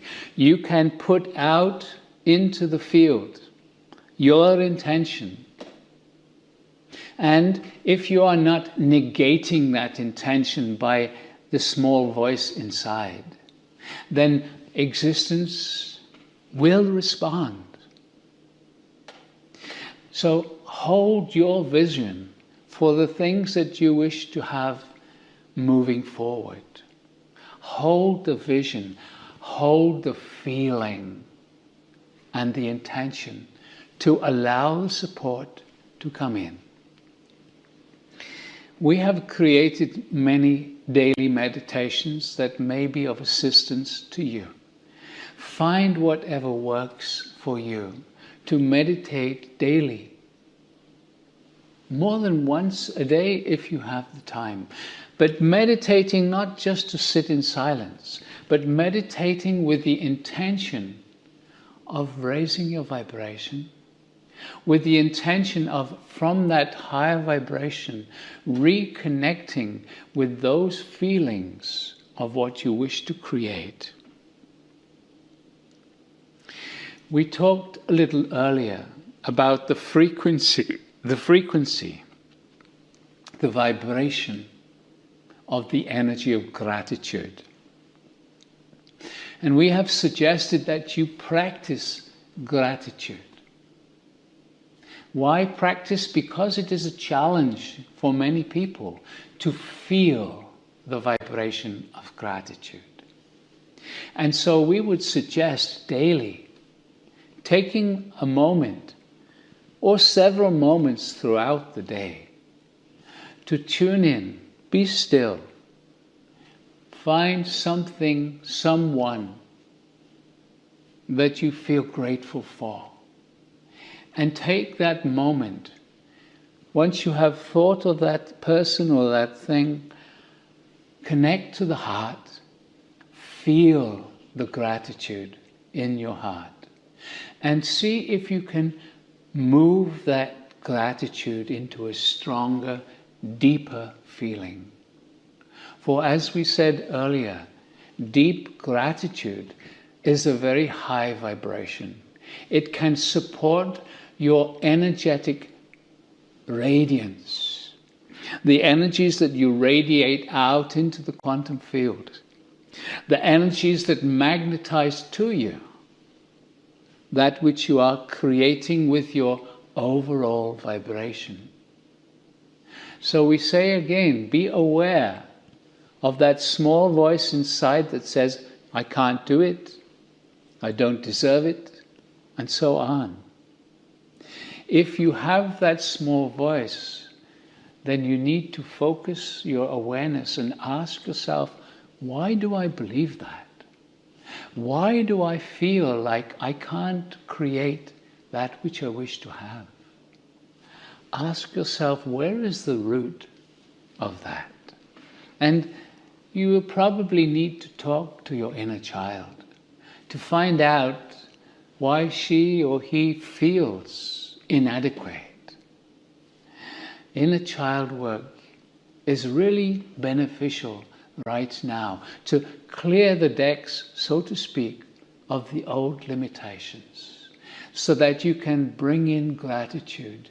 You can bring in your vision of what you wish to create for yourself as you move forward into your life. Do this with patience. Do this with clarity.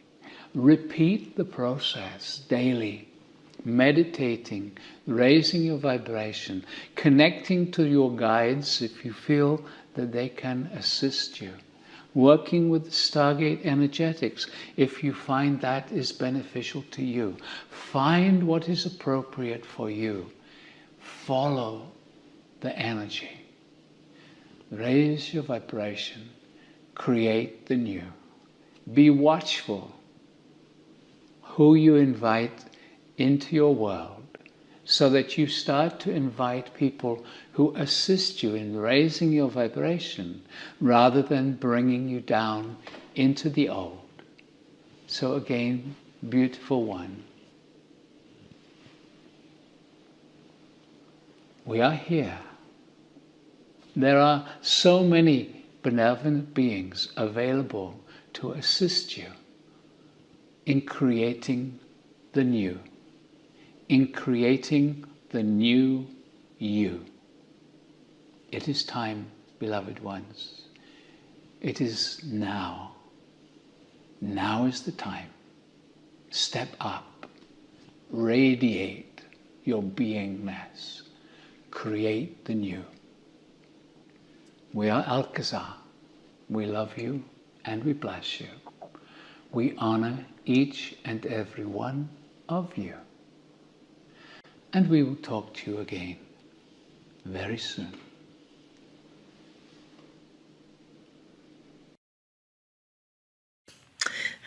So it is good day to you, huh?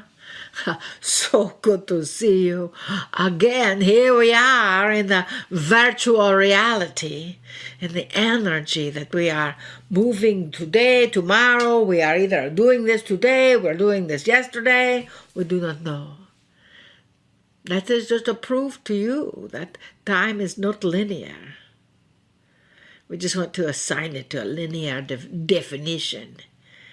And yet here we are, together with your radiance, together with your frequency that is expanding. You've learned so many things today. We give thanks to Elon and Lee Carroll and Kryon and Pragit and Dr. John and Lily and Robert and whoever else was here today. The Vessel Marilyn and the Joy. We give thanks to all of them. But most of all, we give thanks to you. most of all, we give thanks to the connection that you are making in your own field. Because when you make that connection in your own field, you are indeed standing strong in this energy. You are indeed standing in the connector as a pillar of courage and light, lighting the way for others to be seen, lighting the way for others to be experienced, lighting the way. In the past, there was that time when you said you can only see as far as the headlights on a car, what is that, 100 or 200 feet or something? And then it got to where you could only see as far as your little flashlight. And then you got to say you could only see as far as the phone light that you could see. Well, now there is no light there. You are feeling your way almost in the darkness sometimes. That is what is happening now. Humanity, you humans, are feeling your way beyond, in the dark, not the darkness as in entity or anything like that. Don't even go there. You are the light, remember that. And yet, for some reason, it feels like you are moving around with your eyes closed. In fact, why don't you practice that? Moving around with your eyes closed. And as you are moving around with your eyes closed, how many things do you remember? Do you remember where the table is? Do you remember where you put your magic remote control? Do you remember where you left your that was easy button? Do you remember? So when you're closing your eyes, you're basing everything on what you remember it to be in your past. And there's the rub, eh? Now, the way life is, there is no past. It is as though someone picked up and moved your remote control and you're still feeling for it right here, but it is somewhere else with your eyes closed. So now is the time for you to allow your own innate to come through and remind you that the remote control has been moved. But you can still find it. That is where you're opening your senses. That is where you're opening your own innate. That is where you are learning to depend upon yourself. And as you learn, indeed, to depend upon yourself, dearest one, even though sometimes it's all right, you can lean on others, you can have others help you, that is fine. But you cannot blame those others when something doesn't go quite like you think it is. And let us tell you, if you haven't noticed already, nothing is going like you think it is. If you think something and feel like it is going to be plan A, plan B, plan C, plan D, woohoo, you've got plan M already in place. And it was flowing through before you even knew there was a plan M. That is one thing that you can count upon in these times right now, is that there is no plan. But know that there is a solution to everything. And just as soon as you think you've got it figured out, you get to stop thinking so much and start feeling and move in that direction. And ask yourself, is your ego making the decisions here? Or are you? Are you depending upon your own innate, your own abilities to sense into people's bodies, your own abilities to sense the energy that is around you, your own ability to remind you that even though your that was easy button is not in the same place that you thought it was, it is still there. And if you're not sure, you have to turn to touch it. And know that that is all right too. And life is as easy or as hard as you want. Because that was easy. That is the key. And as things move around in this world, it is all right for you to check here, check there, as long as you are in integrity. As long as you are in integrity. And if you're not, there's things that are going to sift to the surface that are going to be a bit difficult to deal with. Because everything that is not in integrity, we have told you this many times, everything that is not in integrity is sifting itself to the surface to be dealt with. But for some, we don't even know if you look at it in that capacity. You know, if you look at it in that capacity and you get extra change at the grocery store and the grocer market lady did not, or a man did not count out the right change, and you get out all the way out to your car and say it's raining, huh? Why not? And you realize you've got too much change here, and even if it's just 44 cents, too much change. What do? Do you think, oh, it's raining, I'll just keep this and think, oh, I got a tip from the universe? Or do you realize that someone's going to have to put their own 44 cents in their drawer because it didn't match up at the end of the day, and walk back inside and tell them, you gave me too much change? Now, which is in integrity? Even though it is a very small thing and a very small amount, the slightest degree or lack of integrity can be coloring your world. It is important for you to know that your own innate is one that you can depend upon. It is important for you to understand that your own wisdom is coming in. It is important for you to know that your guides, your teachers, your angels are there with you inside of your field, inside of your innate. You do not always have to turn to someone else for your answers. You can turn inside. And when you do and you learn to count upon that energy, that keeps you in the slipstream. And that, if you don't know what the slipstream is, that slipstream is the part that lifts the air for everyone behind it to have a little easier time. It just slips that energy up. So, dearest, we ask you to stay in that slipstream. We ask you to understand that your integrity,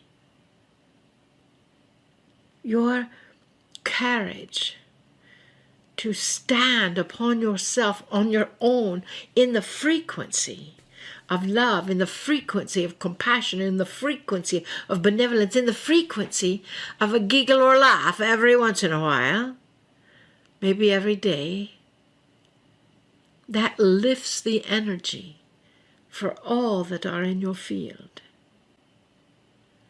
And that creates the slipstream. For you see, dearest, you are here. Volunteers, old souls, as Kryon says, old souls. You are here bringing forth the wisdom of those patterns and habits and energies that were learned before, so you don't ever have to do that again, bringing it into this time, this day, into the new centuries, the new decades, 2021's knocking on the door. That is the year that science fiction things were written about. It is coming to fruition now. So you know, even though you don't have lots that you may count upon, except for yourself, that innate within yourself is so magnificent that it magnetizes its field around it to bring in all that is necessary, to bring to you all that is necessary for you to evolve, for you to grow, for you to expand, for you to be able to shine the light bright. And that is what you are doing. So, dearest beings of light, we ask you to let your light shine. Ooh, sounds like a song there. Let your light shine bright, and know that anything that is not in integrity is going to surface. So if something surfaces, you can say, woohoo, one more thing. Let us find the solution to that one and keep moving forward. For you see, dearest beings, that is the way of this world.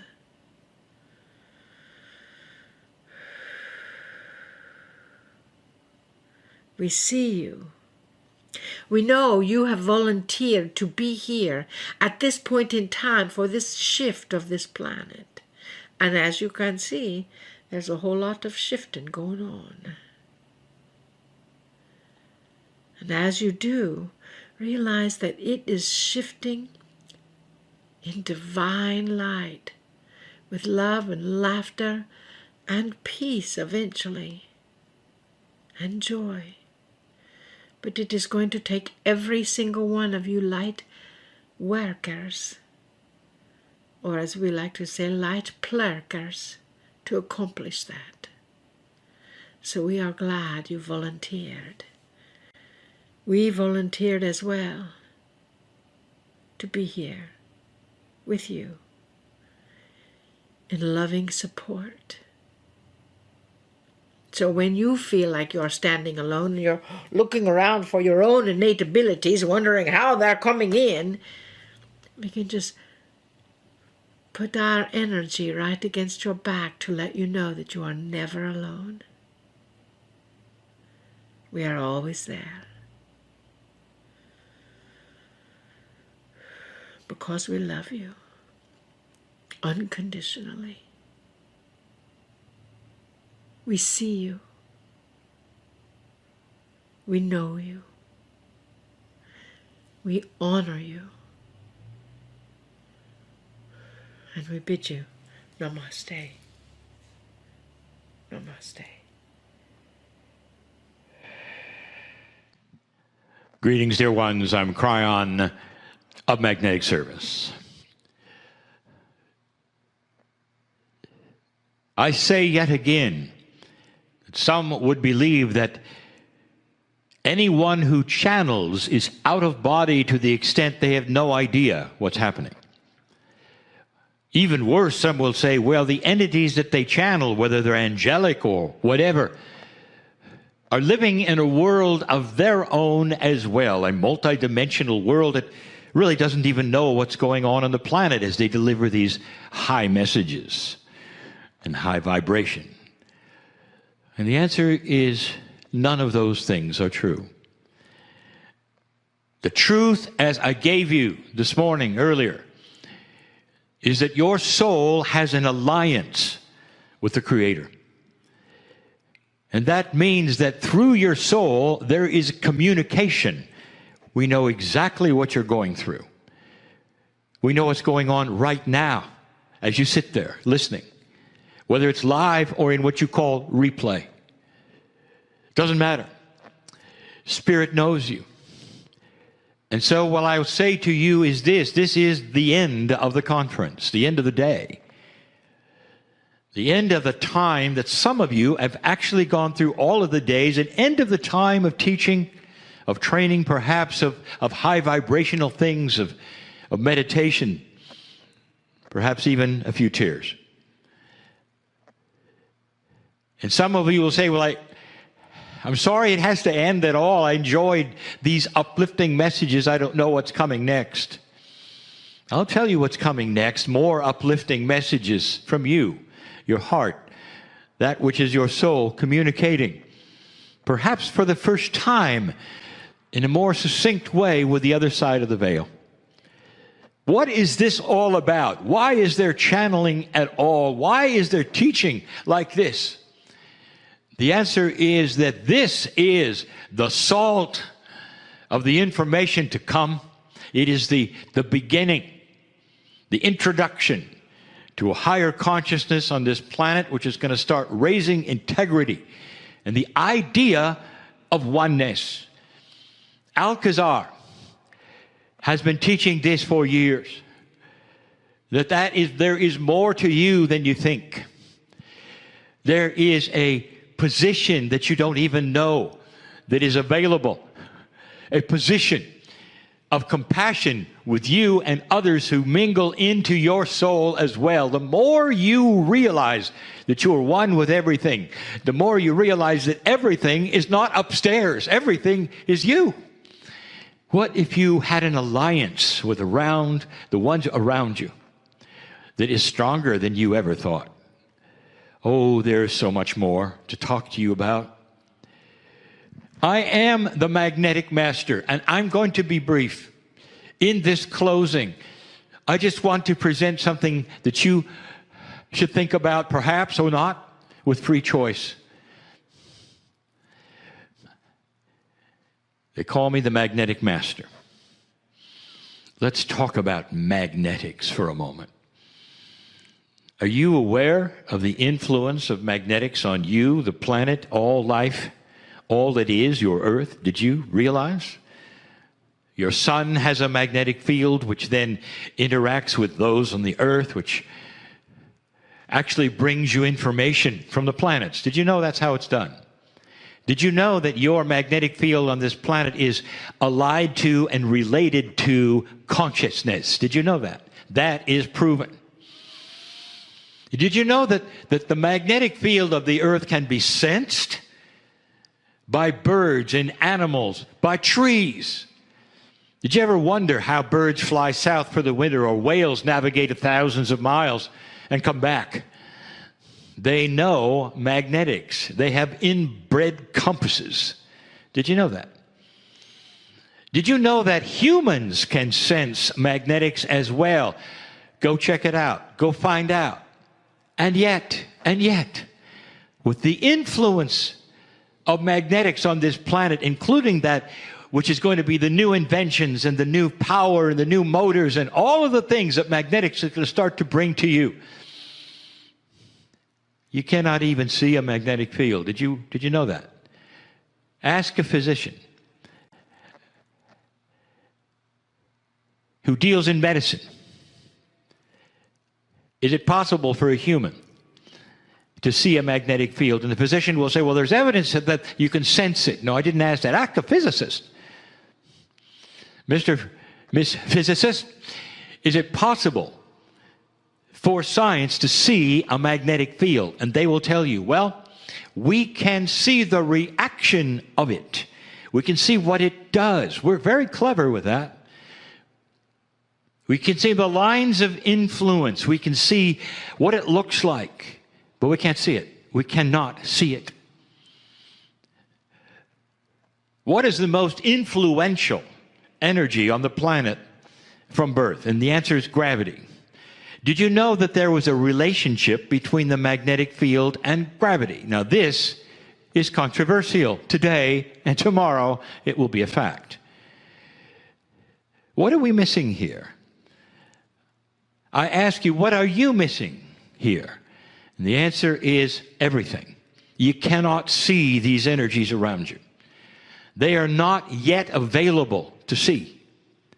And there's more. What happens when you get to that point, dear ones, in your science where these things will be available to see, where quantum energy will be something that you can see? I'll tell you yet again. Suddenly you will see in the human DNA quantum energy, and you'll ask, what is it? Why is it there? What does it mean? What does it do? Quantum sight will allow you to see the human Merkaba, the closest to the soul that you will ever be able to see, and it's going to be there. When they turn those instruments on a human being, everything will change. What is it around the human we never knew was there that may be quantum?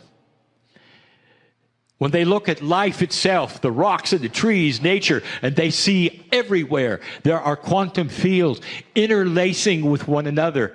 When you start looking at the magnetic field itself on the planet, you'll see that it touches everything else. Everyone will take a deep breath and go, oh, I had no idea. We had no idea that everything is related to everything in science, not esoterics.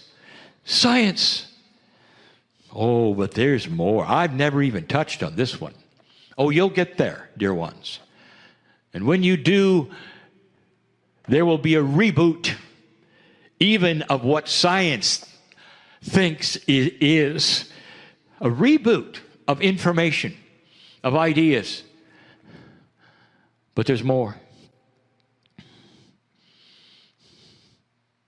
You ever been in a room with a person who's angry? You can feel it, can't you? Whether they're angry at you or the world, you can feel it. Have you ever been in a place where compassion ruled? Have you ever sat in front of a master in any land who was renowned for attraction of compassion, who only just sits there, and all you want to do is sit at his feet and enjoy the energy? Have you ever read about the masters of history where people were flocking to them just to sit at their feet and listen? How do you explain that? You say, well, there's got to be a vibrational energy that pushes from that individual. And you'd be right. Have you ever gone into perhaps a theater, sat by someone you don't know, and moved because something wasn't right? You felt that something was not right to the individual that you sat next to the degree that your body said, move. Some of you know what I speak of. And so let's get down to it. Logical human being, why? You've seen it, you know it, why? Whether it's compassion or imbalance, there is a vibration, you would say. What if it's not a vibration? What if it is a multidimensional quantum field which is identifiable in its compassion or in its unbalance, that radiates from the consciousness of a human being who is either in distress or in love? You hear that? And if there is, can you see it? Dear ones, I am giving you something I've never given you before. There is something else coming. And that is a scientific evaluation of consciousness itself, whether it is balanced, unbalanced, compassionate, in fear, in anger. What if that could all be measured? Those who deal with something called heart math have just the tip of the iceberg when it comes to the measurement of coherence between humans. There are things coming which are going to explain everything I'm talking about. And you cannot then deny it. It's been esoteric up to the point where it's science. And what are you going to do with it then? When people say, I can see there's compassion in you, or feel it.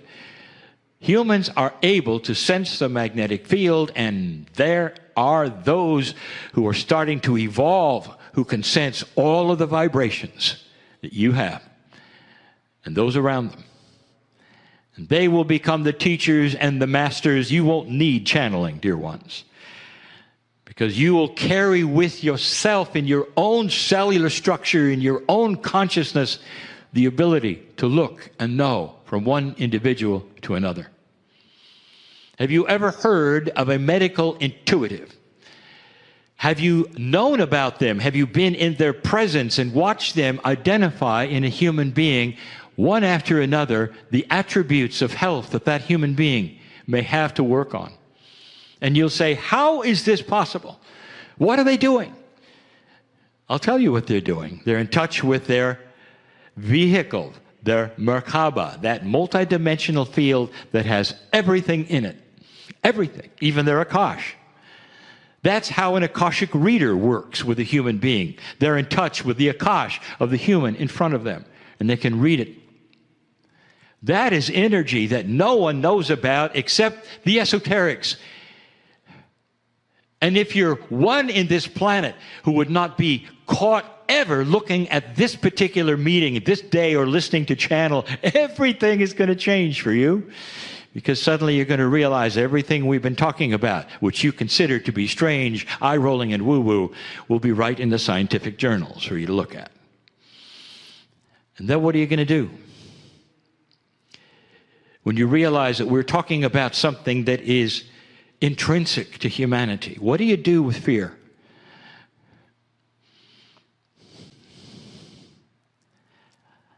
I want to show you something that's in the field.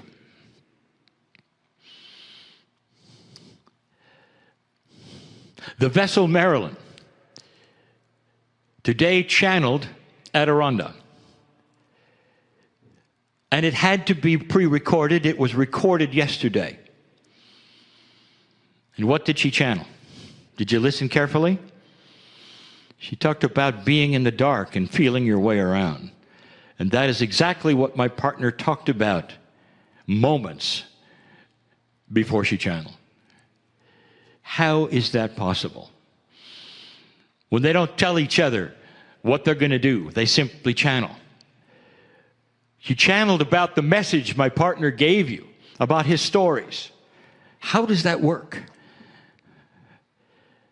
And that's exactly what I tell.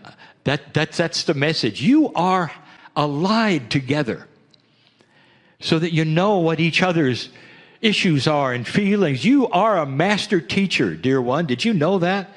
Every single one of you can help those around you. Let's go to that place, finally, as I close. Where my partner was feeling his way in the cave, he didn't tell you the rest of the story. Not really. What's that for? Why is there panic? It's the same reason so many of you right now are panicking. In fear. Because you don't know what's ahead as you feel along the cave wall in the dark. The rest of the story is this. That teaches you how to take care of that which is illogical. Fear has no logic to it. It's simply raw. And it takes over. How many have that right now listening to this in these closing moments? And when this is over, and you don't have uplifting messages anymore, or perhaps another conference day to listen to distract you, how many are going there? And the answer is, it depends. What did you get out of this? The shaman who went through the caves when he was 10 years old in the dark says he didn't do it once. He did it over and over. Because by the time those shamans in training were adults, they had learned to control and understand and recognize the rawness of fear and understand that it's a paper tiger, it's illogical, it's foolishness. And they could come out of it in a second. Oh, it's always there. It may very well be the prime emotion, but only for a moment. And then you go, get in the back seat, fear. I know better. I stand tall, and I'll get through the cave. I can't see what's apart, and the next, I can't see what's ahead. Well, it doesn't matter. It doesn't matter because I create my own path, my own abundance, my own benevolence, my own peace. Can you go there with me? Because that's your legacy, old soul. That's why you're listening, old soul, to learn how to do that. You got to, because you have others with you, around you, who are walking the cave, and they're afraid.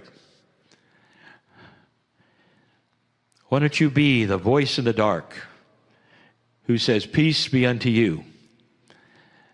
Follow me. Show them that there is light with your compassion, your countenance, your mastery. I am crying in love with humanity. My message will always be the same. Different words, different stories. the same, and that is this. Dear human being, creature of the Creator, you are magnificent, born magnificent, remaining magnificent. Find it in you and become what you are. And so it is.